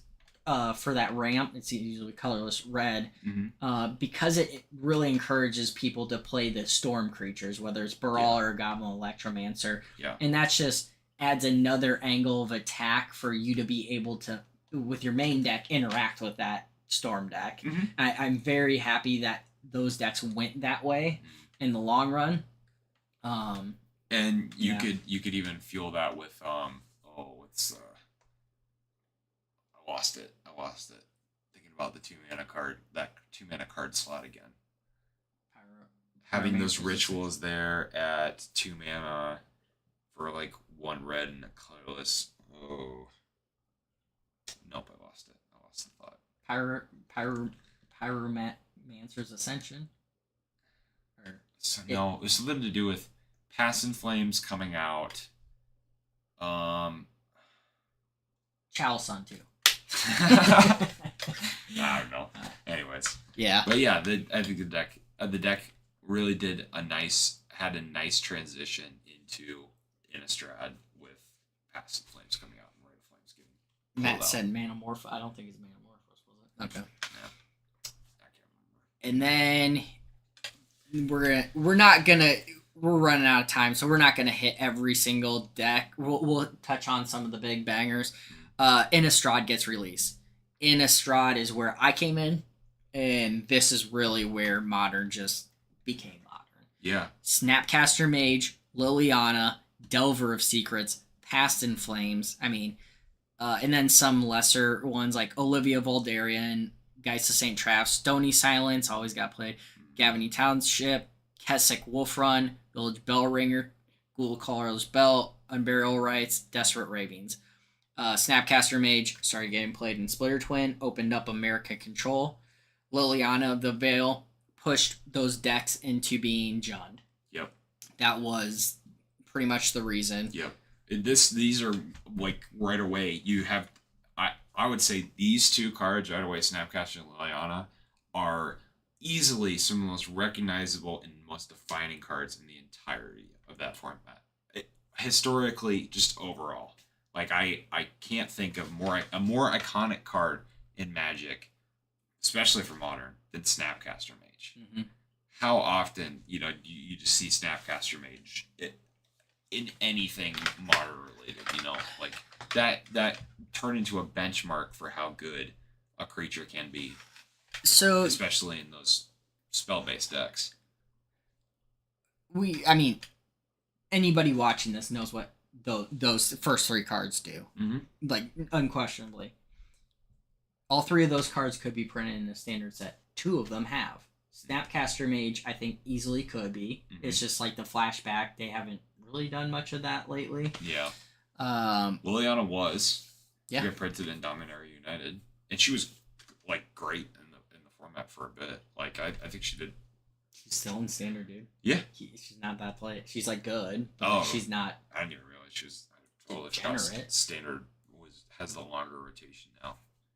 So if they stayed at the power level that they kind of initially were at, she'd be really strong. Well, if Modern stayed at the power level before Modern Horizons 1, before they print direct to Modern, what's their excuse of not putting reprints through Standard? Yeah. Okay, Lightning Bolt. There are some cards, but here you go. These cards were in, like, say, Termagoyf. These cards define the format. You could put them in. I think you could put Path to Exile into Standard again. Yeah. It's not the healthiest card, but I think it is doable. Which isn't that the case with Standard is supposed to be a rolling, rotating format, right? Mm-hmm. Like there should be times where there are fluctuations and spikes in different power levels and different kinds of stuff like that, right? Where like Path is introduced and all of a sudden, its control deck becomes a higher portion of the meta, or vice versa with whatever deck archetype might be present at the time. But just like having that constant rolling allows for the reprint cycle to work. So that brings up a really good case of like, there's just no excuse for them not to do Standard. She didn't even really get played that much in her original Standard. Snapcaster Mage did. Delver of Secrets did. Pass and Flames. There's the Storm. Storm card. The Delver of Secrets. So I always laughed at that deck up until Treasure Cruise came out, and I didn't really think it was played. Mm-hmm. Like my friend Reese, he brought it up as like one of those go-to decks originally, and I was like, "What the fuck are you talking about?" I look back at challenges. Yeah, I was wrong. Like that was it was played like legit. I can't say it was like the best deck. Was it not played in Legacy back then? Oh, it was definitely played. The moment Delver got like printed, it was played in Legacy. Okay, that's what I thought. Yeah. And I don't think it was a sleeper by any means. Yeah. I don't think a lot of people needed convincing of that card. Right. It's called Brainstorm. Unburial Rights. So LSV talked a lot about gifts ungiven decks, and my friend Alex, who you actually remind me a lot about, my friend Alex played gifts ungiven. Almost all my friend group played some form of gifts ungiven deck, and Unburial Rights was critical to that. Oh yeah. LSV talked about either gifts or mystical teachings being the basis of a control deck in Modern at the very beginning. Mm-hmm. And it didn't really play out that way until later on. And when did gifts come out compared to this? It was what was that it came out in? Champions of Kamigawa. Oh, okay. Was that post Innistrad or pre Innistrad? Oh, pre, yeah. Okay, so Gifts was around, and then Unburial Rights came out after. Gifts was in the initial pool. Gotcha. Yeah. Yeah, which at the obviously there's the most interesting play that someone's ever done with Gifts, right? Where they just get two creatures that pitch them both to the bin. And I can't imagine Unburial Rights with Gifts being able to you get your reanimation target and you get your reanimation spell at once and just put them both in the bin. We got to. I got a fucking gift. And then so Innistrad was later in September, I believe. Yes, it was. Mm-hmm. Then December. December we saw Punishing Fire and Wild Nikado. Get banned. Punishing Fire makes a lot of sense just based off of how many decks were playing it. Mm-hmm. It was in like transformational sideboards. The time we bring up timing, that wasn't as much of a consideration back there then. Well, I was thinking more just like the amount of rounds that the game will go as in comparison to modern games now. You usually decided before like turn 10, whereas back then, even when I played modern, you could get really late into the games depending on what kind of matchup you were dealing with, and to have a tiebreaker like Punishing Fire just seems very strong, even at 1 damage apiece. Draw go plays out a lot cleaner and faster than draw go. All right, my turn. Draw go. Punishing Fire. Yeah. This is how I explain it. This right. Draw go. Punishing Fire. Wild and the Coddle. It was kind of a boogeyman of the format. For the reason of Zoo just being very strong at the time. Yeah. And I must not have played much against it, because when I was playing American Control, I probably would have laughed at it. It's just like, half of my cards line up directly with this. Bolt, Felix. Boop, boop, boop. That all day. Thanks for the 1-for-1. Right. In the tempo. Yeah. Not much to be said on those guys. So let's just hit some of the big cards from these sets. First set, 8th edition. A lot of people said it was a mistake to start there. The reason they started with 8th edition was because of the modern border. They finally changed their border. Hence the name. And 8th edition was the beginning of it. Gavin Verhees, I was watching a video with him where he talks about the start of modern, and him and his friends were kind of starting, like, investigating themselves back in the day. And I think he said Invasion was like their set that they wanted to start with, something like that. It's out there. I forget exactly. Yeah. So that was interesting. Everybody had kind of their own opinion on what set they should start with. Yeah. Like Scourge or Onslaught to get some of the goblins and the tribal stuff. You had everybody with. But they settled on this for the sake for border. I think so. And a lot of people said it was a mistake to add that set because you get the Tron lands, you get Ensnaring Bridge, you get a lot of these weird hate cards of like Blood Moon, Boil. Choke. Boil, Choke, Wrath of God, Hibernation. Wrath was fine. Even Stone Rain too. Well, Stone Rain was also printed in Champion, so. Plow Under. That's. I wrote that one because it never saw play, but I've heard horror stories. That card's so dirty. Defense Grid. See, there's a bunch of those. But there also are like a huge shaker of the format right there. Birds of Paradise. Mm-hmm. Like Modern cannot go on without birds, right? We've had birds in the format for such a long time. Yes, that's an important one. Yeah. Mana Leak. I think this is the only printing of Mana Leak in that initial group of Modern cards. Mm-hmm. So that would have been very hard. Like, there would have been no real good counter magic other than Remand. Mm-hmm. And that's not where they would have wanted the format to be. I understand without Counterspell, but Mana Leak is very important. Birds of Paradise was in other sets, so I was like, you can cut out Dave. It'd be okay. Yeah. But the main one I think is like Tron Lands, Blood Moon. Yeah. Pyroclasm. The only one. So if they remove 8th edition, the only one I think they would have regretted was Mana Leak. Everything else, they have been like, sure, get rid of it. City of Brass. Yeah. Meh. We hit some more. Oh, my favorite enchantment, my favorite white enchantment, Worship. I fucking love Worship. I've won so many games because of Worship. It's so amazing to just go, yep, I'm going to slap this enchantment down. If you can't deal with one creature and one enchantment, you are screwed. Yeah, like Rampant Growth, never really saw too much play. Let's go to Mirrodin. Talk about Chalice of the Void, Oblivion Stone, big resurgence lately. Mm-hmm.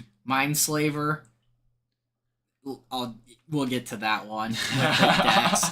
Glimmer Void has a spot. Got played a ton in original Affinity. Matt, you know exactly what the hell I'm talking about.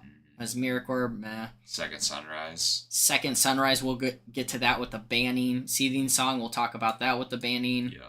The Artifact lands, those were bans. Disciple of the Vault, that one plays a little bit into the Artifact lands as well. Goblin Charbelcher, that's one that's seen more recent introduction or recent had a little spotlight. One of those cards that if that card's getting banned, there's something degenerate.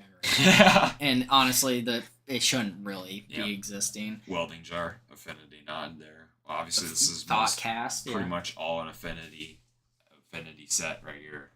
Going back to Tron with Chromatic Sphere, still gets played to this day. Mm-hmm. Ornithopter still gets played to this day. Some cards that see minimal Spoils of the Vault. That one's on Nas deck. That got nuked eventually. Thirst for Knowledge was a actual card advantage spell that people played in Modern, but that is way past our standard nowadays. The Swords. Dark Steel were hitting the swords. Arcbound Ravager. Barely saw play. Arcbound Ravager is a staple of the format. Is one of the top 10 cards of Modern all time. In fact, I am happy that it still gets played. Yeah. Trinisphere and Aether Vial. Vial has always been a great card. Always. Mm-hmm. Especially in Modern, it's been really, really nice. For creature decks, it's definitely been like the main crutch support for a lot of those fast creature decks that need to stay ahead and, dodge counterspells and stuff like that. Yeah. That was people were questioning whether or not that should have been on the initial ban list, but once the format started coming out, I think people were okay with it. Mm-hmm. Skull Clamp. Blinkmoth Nexus was played. Reshape was a big part of the second Sunrise deck. Sundering Titan. That one never really got played up until fairly recently, and I fucking love it. It's a card that usually people would absolutely hate. I don't think people have as big of a problem with it as like if you're just destroying somebody's land on turn 1. Yeah. Even though by the end of it they have no lands. Right.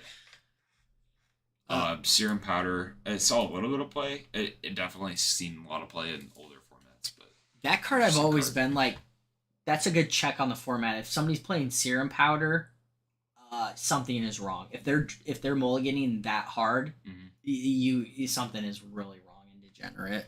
Mm-hmm. It was actually played pretty fairly though. KCI, saw its own deck for quite a while. We're getting a fifth on, we'll hit that one real hard. Oh yeah.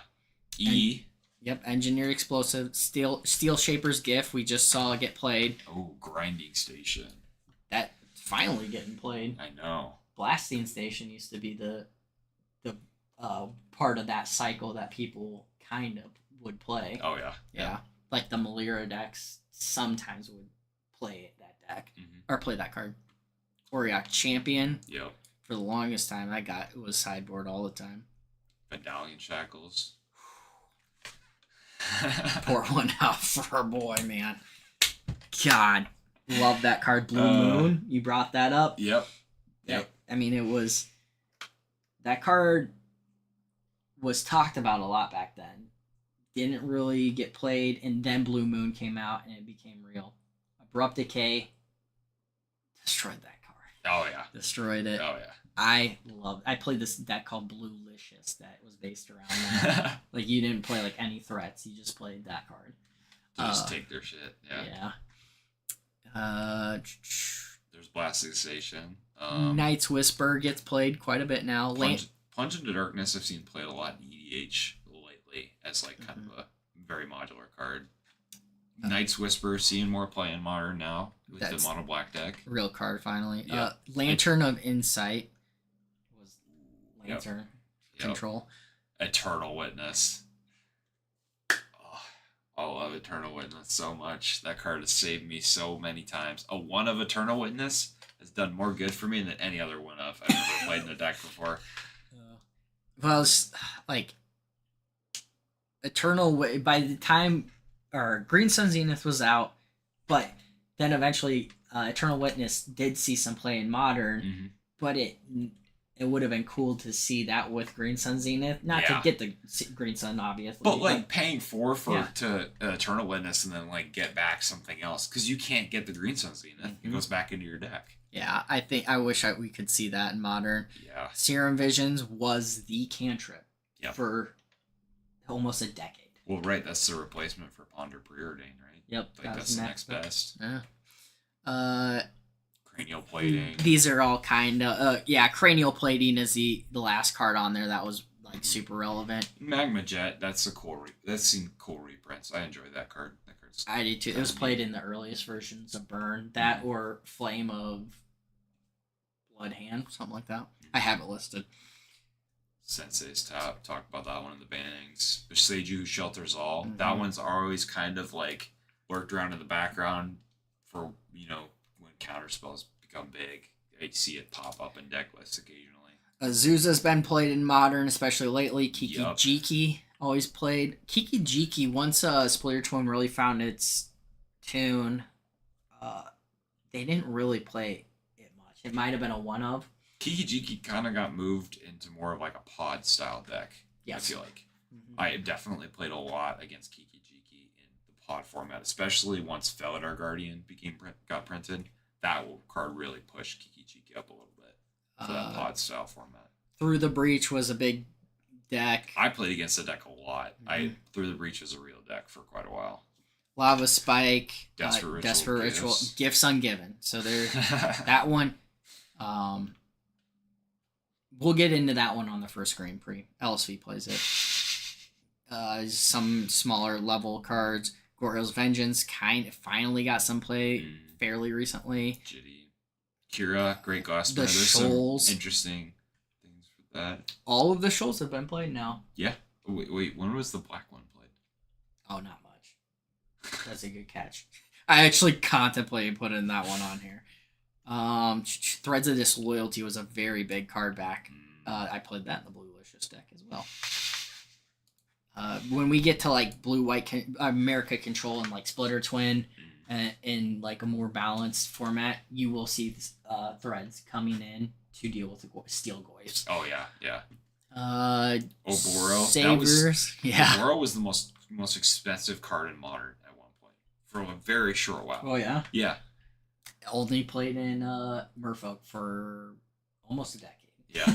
Well, I got played when Omnath came out, the folklore one. Yeah, that was about finally when it got played. Enduring Renewal was a deck. Oh.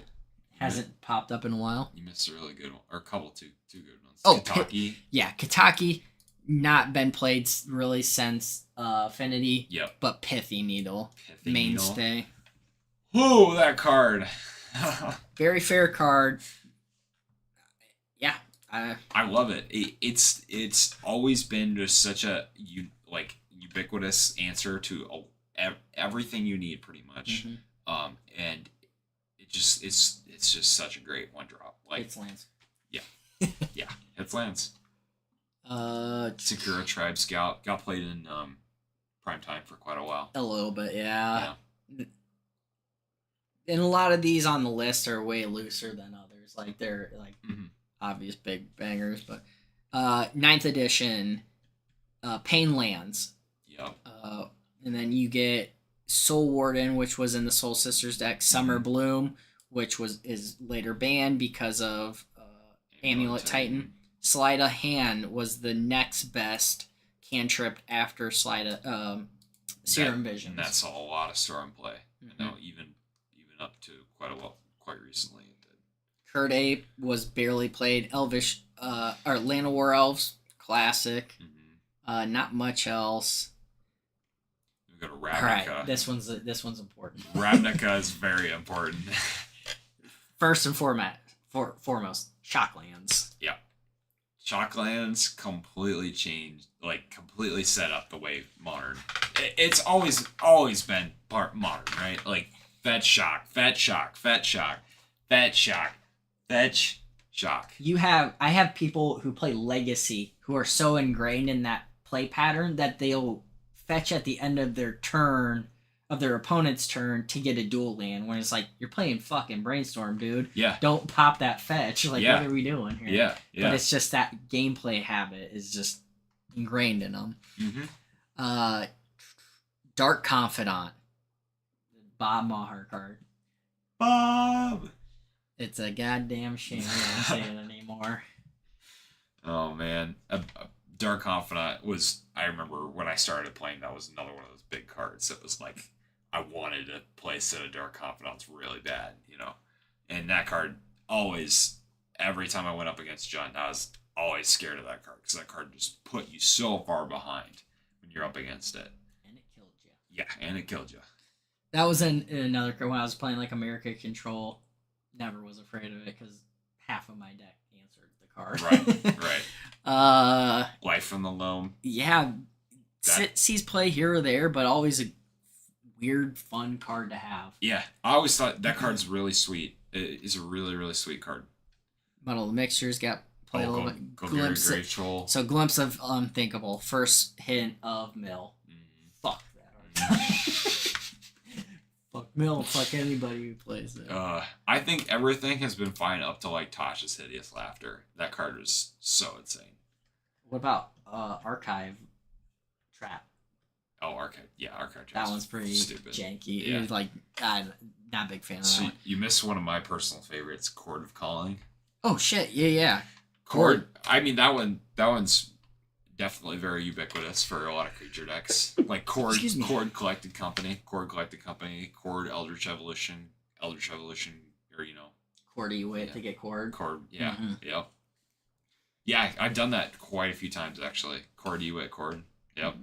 Yeah. Yep. Just gain that little bit of value.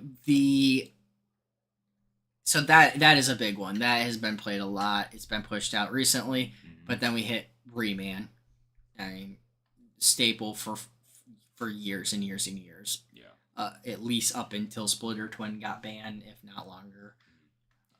Lightning Helix, same situation. Yeah. Shadow of the Doubt saw a little bit of play. Sunhome, that's been one of the win cons of Amulet Titan for as long as I've known. Fun fact: Shadow of Doubt counters gifts on given. 2 for 1, baby. Stinkweed Imp was the best dredge card after Golgari Grave Troll. Bounce lands. This set was the foundation of Amulet Titan, I'm guessing. Yeah, I don't think they really exist. The deck does not exist in the capacity it exists without those cards. Oh wait, no, it would probably been Zendikar because of Amulet of Vigor actually coming out. Well, I'm saying like even with Amulet and everything else existing without the bounce lands, you have way worse lines of play. Yeah. And then you don't get that extreme mana acceleration. Mm-hmm. Telling Time was another one that barely got played. It was like the third best after Sleight of Hand. Kind of an Anticipate-esque card. Guild Pack, more Shocklands, Leyline of the Void. That card, Leylines. I mean, just all the Leylines. Not just Leyline of the Void, but Sanctity. I don't even remember what the old green one does. Played Electrolyze for a long time. I love that card. It could be up to a 3 for 1. Mm-hmm. Electrolyze is really awesome. Repeal, I don't know if that card saw more than that much play. Mono Bluetron, that's it. Okay. I'd list if it saw any amount of play. Yeah. I'll list that bitch. Yeah. Shocklands, Signets, Bounce Lands, Crime Punishment. Protean Hulk. Protean Hulk has always been sneaking around in the background for Modern. It's just like, is today the day? Mm-hmm. Are we gonna be able to play? No. Sorry, but it's just not. Utopia Sprawl. Yep. Panza. Ghost Quarter. Whole premise of that. Ghost Quarter is not so much anymore, but that was like the wasteland of the format after Tech Edge. Yeah. Pillar of Prawn. Spell Snare. Oh, yeah. Pretty important card. Just like always a 1 of 2 of just sneaking around the format. Mm-hmm. Still to this day, I would play that card. Yeah, 100%. Seal of Fire because of Goyf. Ooh, Counterbalance. Cold Snap. Snow Basics, which didn't really become relevant until Modern Horizons 1. Yep. Scred helped it a little bit. That was like only Scred Red. Counterbalance. I mean, especially once they banned Mystic Sanctuary. That was it. Like, I think I might have sold my counterbalances. I've been thinking about it. I've still got mine, but like that was the deck. I remember watching you play that deck, and I was just like, "Oh my god, this looks like so much fun! This is so much fun!" You're like, you want to do your thing? I'm gonna fetch in response and counter your spell because I got a counterbalance on the field. I was so sick. That was the main reason I was like crushed when they banned that card in Modern. Yeah, those bastards. Yeah. Dark Depths, Mishra's Bauble. Man, what a sleeper. That card is holy crap for the longest time. I remember when I was getting into Death Shadow and I needed to get baubles. They were like $3 or $4 a piece, and I was like, okay, all right, I gotta, it took a while to get them, but then they just started spiking, and I'm like, okay, this card's gonna be great in like every deck I play because it's another one of those. It's 0 mana, it's colorless, and it's card advantage. So why wouldn't you play it in like half the decks you can? That's especially not card nowadays. Advantage. can't say that too seriously. Some other Bobble? Zur the Enchanter used to be a deck. I lost. Ooh. That was my first loss to in a Grand Prix. Was against that deck. Allosaurus Riders. That stupid card. Made a deck for a couple minutes. It's such a weird card. Yeah. It makes sense when you look back at those sets because Alliances had the free spells. Mm-hmm. And I think that's what they're playing at. Mater of Sands was a deck for a while. Rune Snag, it got played, but never to the quantity that people thought. Yeah. So if Mana Leak wasn't in the format, Rune Snag was going to be the next best thing. Mm-hmm. Gemstone Caverns is just everywhere today. Academy runs. I mean, that probably saw a little bit of one-ofs and artifact decks and stuff. Oh, we'll get there. Yeah. We'll get there. Living End. I mean, Vesuva, really not played in Modern after Cloud Post got banned. Mm-hmm. Ancestral Visions was banned, then came back, did its thing, and now it's off the radar. Angel's Grace, Lotus Bloom, both of those are ad nauseam. Was Lotus Bloom in that? Yeah. Okay. Yep. A bunch of cards that just kind of saw Hypergenesis, their day. Banned, obviously. Rift Bolt still sees play. Scrib Ranger's an interesting one. That card still sees one of in Maverick decks and Legacy. Oh, and kind of. Yeah. That's one of my favorite cards ever. It's such a weird design. Smallpox. It's mimicking the Kyrian Ranger. Ooh, here's a good one. Rift Bolt. Yeah, Rift Bolt. That was good one. It's just, it does one thing. I mean, 3 to the face. That's a good card for the burn deck. Here's like one of the cards that help formate the burn deck into what it is nowadays. Grape Shot. I mean, that's a pinnacle card for the format. Oh yeah. They talk about not ever reprinting Storm, and then they print Grape Shot. It's like, come on, guys. What are you printed Tendrils of Agony. You didn't learn your lesson from that, so you're gonna print this Tendrils of Agony Part 2. Yeah, half of Tendrils of Agony, half of it. Yeah. All of those ritual effects are in red now, not black, so you don't even have that mismatch of having to correct your mana. Mm-hmm. That one blows my mind. They could have printed a bunch of other Storm cards that didn't do those things. Empty the Warrens is a little more. And Matt just said Empty the Warrens. Yeah, we'll get there. Search for Tomorrow was played for a very long time. Yep. Mida Ul Carrozas are first pump spell played in Infect. Mm-hmm. Mystical Teachings. Chromatic Star for Tron. Mystical Teachings. Wipe Away. Ancient Grudge got played in sideboards forever. Mm-hmm. Empty the Warrens. It was a sideboard option, maybe played as a one of, but yeah, we needed 2 angles of Storm to attack on. What do we do want here? Fish Lord of Atlantis was in Time Shifted. Mm-hmm. Tormod's Crypt. Mystical Teachings and Tormod's Crypt, big one. The Rack was an archetype for a while. Mm-hmm.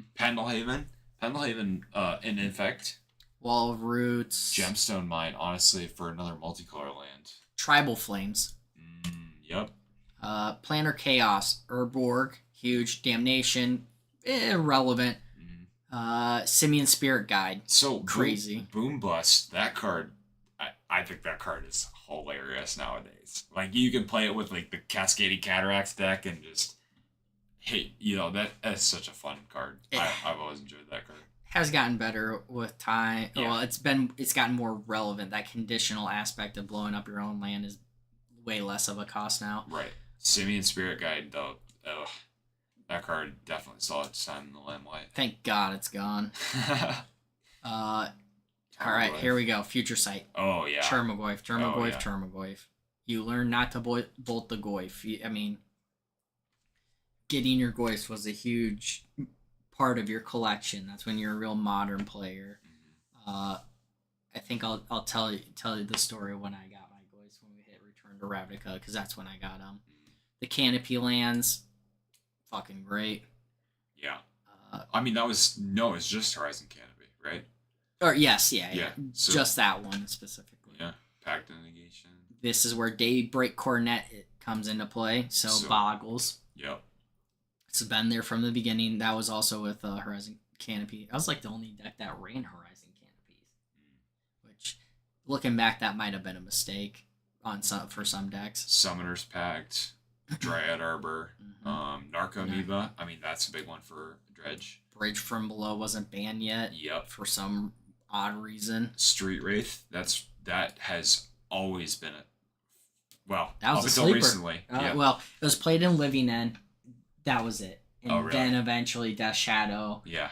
Which it itself was a sleeper. Nobody played that card. Really? Yeah. Nobody. Delay. Classic. Delaria West. Some other ones I got. Aven Mind Sensor. Amazing white card. Glittering Wish. I always thought Glittering Wish would see a little bit more play. But Hercules Recall. Classic sideboard card. Fairy Conclave and Treetop Village got a lot of play historically. Shattered Storm. I remember seeing that. Shattered Storm, we were talking about that one. That's Shatter Spree. Shatter Spree, okay. Yeah, this was a bigger one. It got Peak, another bad cantrip. All right, big top card. Laurelin. Thoughtseize. This is... I think Thoughtseize was one of the biggest motivating factors for Modern Horizons 1 to happen. Because they printed it in Standard, and they heavily regretted it. And they went, we need to get these cards in there somehow. And that was one of their justifications. I guarantee when they're sitting around that room, they were like, we don't want this to happen again. They did solve it with Modern Masters. It probably didn't look like it at the time when Goyves went up in price after they got a reprint. Right. But we know now that those master sets can affect the price and can lower it to a place where it's fair. Right, more reasonable.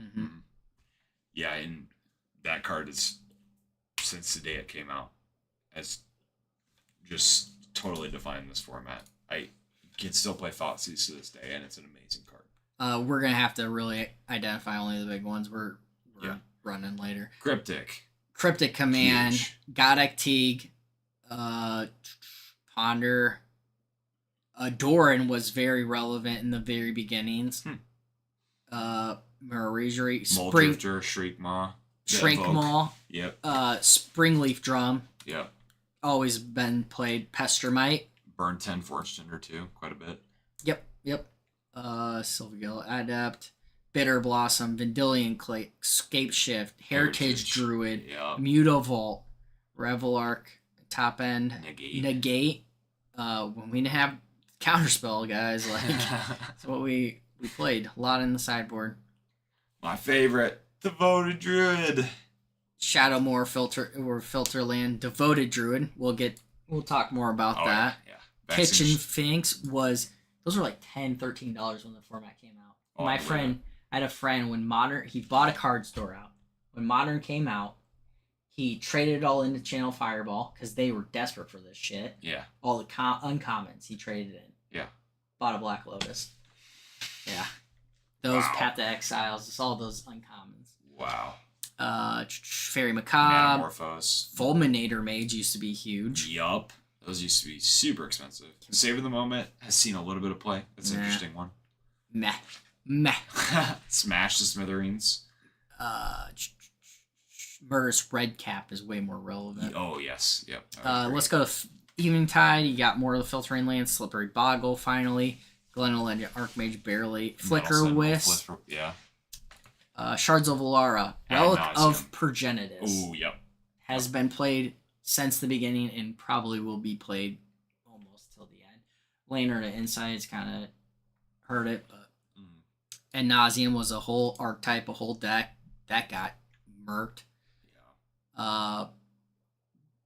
Bant, Jun, Esper Charm, those all had their time in the light. It took a long time for Esper Charm to get played.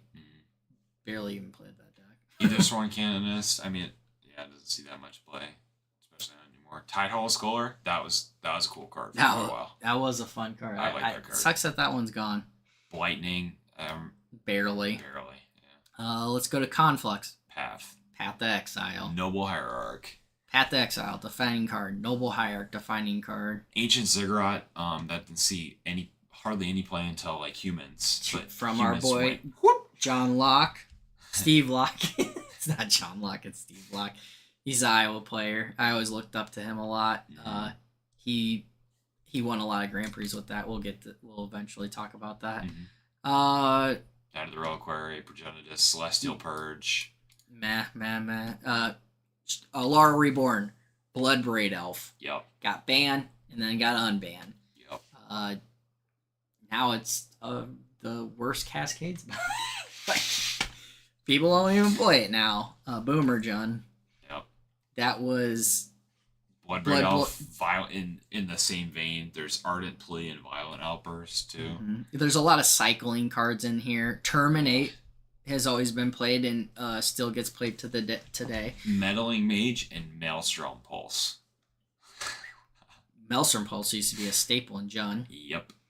A bunch of random shit. Played that. Quasali Pride Mage was a lot of sideboard tech. All right. Magic 2010 Lightning Bolt. Back then, nobody saw that coming.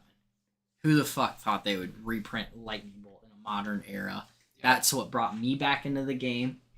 Modern toughness has always been defined by that card. Yeah. Still another one of those cards. Doesn't get played as much today, but it has always been played in modern. Yeah. If that card gets pushed out of modern, that might be the last day I play modern. Yeah. I would argue there's something wrong in that case. That's the hill I probably will die on. I mean, hell, I've got that collection of them. Oh, dude, these M10 cards are awesome. Silence, Baneslayer Angel, Burning Inquiry, Duress. Duress is a big one. Yep, Duress is huge. Zendikar. Okay. Fetch lands. Fetch shock. Wow, you can't talk about modern without fetch lands. Oh, I'm sorry. Go ahead. No, that's it. That's my point. You just can't. Fetch lands define modern. It defines modern over Pioneer by those 5 cards. Well, actually, it's 10. It's the 5 other ones. It's 10, but the 5 other ones, yeah. When those rotated out of standard, those were like a few dollars a piece. They had no purpose. They were considered the lesser versions than the Onslaught ones. I think it was Onslaught. Even though they could fetch duels back then? They were still considered the lesser of the two. The versions. Oh, right. And I think it was just kind of people were used to the old ones. Right. Because I totally forgot Onslaught fetches existed back then. Mm-hmm. The blue-black one was the premier. Underground has always been considered the top dog. Right. You get Spreading Seas, Mindbreak, Trap. Iona has been here or there. Goblin Guide, another card that brought me back to the game. Yep. Hedron Crab, Lotus Cobra a little bit. Expedition Map, that one's been huge for Tron. Classic. Tron, going forward. Bushwhacker, saw quite a bit of play in zoo decks. First printing of Spell Pierce, Pyromancer's Ascension, historically big card. Punishing Fire. Mm-hmm. Finds the Vastwood, Brave the Elements is a decent card. Step Links has been there. So World Wake. Ooh, Celestial Colonnade. Boom. Yep. I put it all under creature lands, but we're talking about one. Well, Raging Ravine. Raging Ravine was very and a little bit of Creeping Tar Pit, but Celestial Colonnade. That was the blue-white control Celestial Colonnade. That's the win con right there, baby.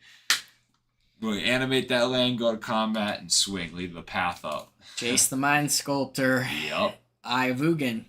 Amulet of Vigor. And here's where Amulet Titan became a deck. Stoneforge Mystic. Death Shadow. This is Sleeper. A lot of archetypes off this list. Searing Blaze. Definitely helpful for burn. Nature's Claim classic card. Bazooka Bog. Amazing card. Tectonic Edge used to be a staple in the format and is no longer exists. Yeah, it's like one of in Death and Taxes decks now, but that's about it. If you can find a Death and Taxes list. Let's go 30 list down. Kalini Gardens, that's definitely seen quite a bit of play. Yeah, that was the first like Indomitable Creativity decks played those, but learned that Dwarven Mines was the real deal. Right. Arbor Elf. Dispel. I played a lot of that. Core Firewalker. As well. And then we have 6 sets that I didn't get the time to break down, but Rise of Eldrazi.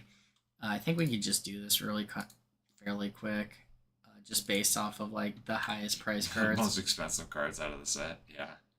Rise of Eldrazi.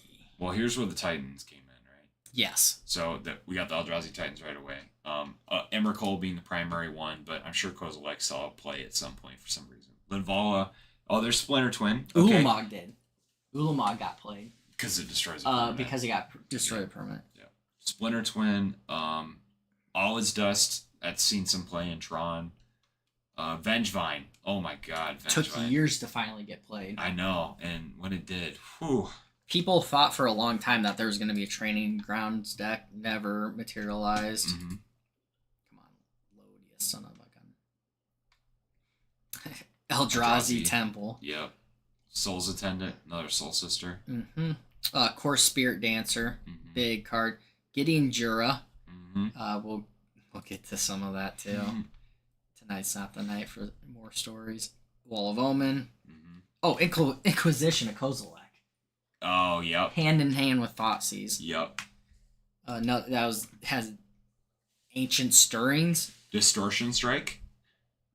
Well, that one. What are we talking about? That versus Ancient Stirring, dude. This card was almost got banned multiple times. That card's always been insane too. KCI and Tron. They don't even play it in Tron anymore. What the fuck is happening? Is it banned?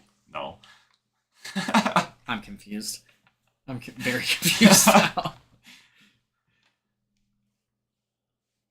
What's this world gone to? Ancient Stirrings? No longer there was a lot of the totem cards for Slippery Boggles. Yep. The Umbras. Flame Slash, that was relevant. Overgrowth Battlement, barely saw play. Let's hop on to the next one here.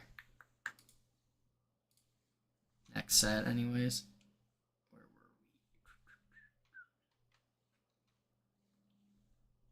we? Scars of Mirrodin. We'll go right in the Scars of Mirrodin. Mox Opal. Yep. Boom. Start of the Swords. Worm Coil Engine. Yep. Very relevant. 100%. The Fastlands. Yep. Blackleaf Cliffs, Seachrome Coast. Blackleaf Cliffs were they up to $50 at one point? I know they were like 25. Yes, easily. They were super expensive. Memnite for Affinity. Mm-hmm. Galvanic Blast for Affinity. Yep. This is a lot of affinities. There was a Grand Architect deck at one point. Oh, yeah. Edge Champion. Nile Spellbomb. Oh, yeah. I think it was Reed Duke who was always pushing that card. Maybe it was Jerry T. One of these pros was always pushing that card. And it didn't really catch on, but it's just that card is very, very good. Why aren't we playing that card? Lien and Arbiter. Oh, I love that card. A lot of people probably hate that card. What can I say? I like the Death and Taxes cards. Yeah, no, a ton more. Mm-mm. Is there any Infectors that were relevant from this set? Yeah, depending on what set Glistening Elf and Blighted Agent came out in. Yeah, Blighted Agent's new for X, yeah. I don't know if Glistening was Infect even in the set. Yeah. Oh, okay. This was played in the sideboard. Carrion Call. Let's hop over to Besiege then real quick. Mirrodin Besieged. Inkmoth Nexus. Mm-hmm. Blightsteel Colossus. Never been played in Modern. I know. It's kind of funny. Whereas that was that's the crazy, the big baddie in Vintage for years. Oh, yeah. Green Sun Zenith. Mirrodin Crusader, barely. Tezzeret, I remember seeing some play. Yeah. Thrun. Yeah. For the longest time. Solid one of in every Jund sideboard. Yeah. Every. Very hard to remove. Oh, man. That's crushing me right exploding. No, Matt, there's Infect in Scars and in Mirrored Besiege. Go for the Throat was played. Signal Pest. Mirror Crusader.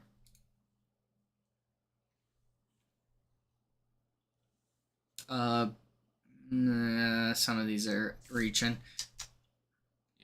Yeah. There's a lot of those little cards that we'll have to know. They saw some play, came in for a little bit. And, New Phyrexia was a real tick up on the power level. If I can find it. Yeah, because that was like Hellish Norn. The Titans. Karn Liberated. Yeah. Finally got dethroned in the last few years. Hex Parasite, Birthing Pod. Birthing Pod's huge. Birthing Pod. We barely touched on that tonight.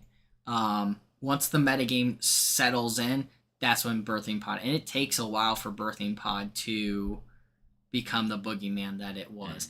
And honestly, I don't think it was like Siege Rhino. Those decks kind of put it over the edge, but up until that point, it never like that whole every creature that we print here on out is just gonna make it even better and better. Yeah, that sentiment didn't exist until like Siege Rhino really appeared. At least from my perspective. Pure Steel Paladin, Torpor Orb, and Mental Misstep. Definitely seen Torpor Orb a lot more. Beast Gold, Dismember. Surgical Extraction hasn't come up yet, but that's always been played. If you like card disadvantage. Noxious Revival. I mean, all the free Phyrexian mana spells. Spellskite, Gut Shot, Mutagenic Growth. Malira Sylvan Outcast, a little bit. Oh, yeah. The fucking deck was named after. Gitaxian Probe. Yeah, this set is a banger. Both of those cards. Okay, yeah, so that's where the Infect ones came from. Blade Splicer. That's solid enough play. Deceiver Exarch. Apostle's Blessing, Vault Scourge. Was, what's the card called? I can't remember. Silver Knight Legionnaire, I think it is. The Phyrexian 1 mana. 3/1 with first strike. Oh, one Phyrexian, it's one 2 mana. Porcelain Legionnaire. That didn't get played in Modern ever. No. Who would find it? It's a good creature, like it. Yeah, that was very hyped up card. Yeah. Let's go to M11. M11, then I'm probably gonna get going. Okay, all right. I think we get to 12 though. Please work. One of them has Prime Time. Yeah. And Inferno Titan. Prime Time, I thought like it's M10 or M12. Yeah, there were some more cards I was thinking of from that set that were really good. Yeah, TCG players failing us on that one. I can't think of very many. And 12 modern cards.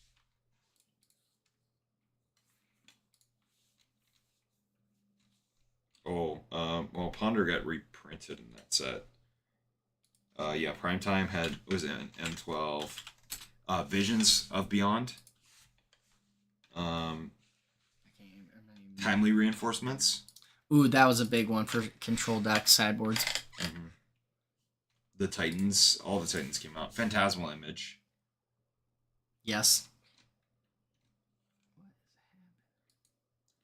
Time Reversal. I don't know if that saw very much play. No.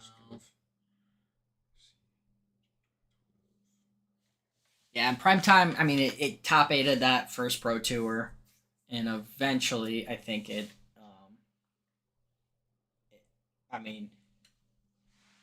almost gets played for the entirety of the rest of the format. Did Acidic Sign see any play? No, not really. There's Angelic Destiny was a rare or mythic in that set. Autumn's Veil. I don't know if that saw very much. Now you're just naming cards I barely even know what they do. All right, let's close her out. All right, we'll call it then. Yeah. So all in all, we'll be able to focus on more of like the format and the decks and the archetypes next week. We really had to crunch through that shit, and then also kind of just give the baseline of the format with that top 8, and then that history, that little history of evolving through it. And I think this has been very informative too, because like I've learned there's a lot of similarities or ties to kind of what you like. You kind of notice the history repeat itself a little bit, somewhat in the formats. So you can kind of see it, what deck archetypes are strong and what's, I don't know. The story comes together a little bit better over time. One big thing that I just noticed tonight with Modern is I'm reading off these cards. Fetch Shocks, Splitter Twin, Birthing Pod, Termagoyf, Dark Confidant. Is like, that was an era of Modern, or there's like the Degenerate era of Modern where they're figuring things out. Mm-hmm. Then it's right now what I'm feeling is then there's that like that era of Modern of the cards I just said, and there's like some weird time, like some limbo time, and then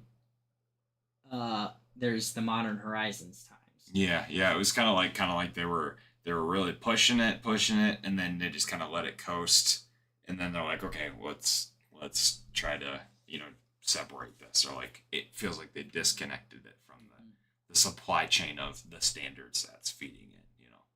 I would say like if they didn't do Modern Horizons, they would have ran out of reprint equity. I really think that. Yeah.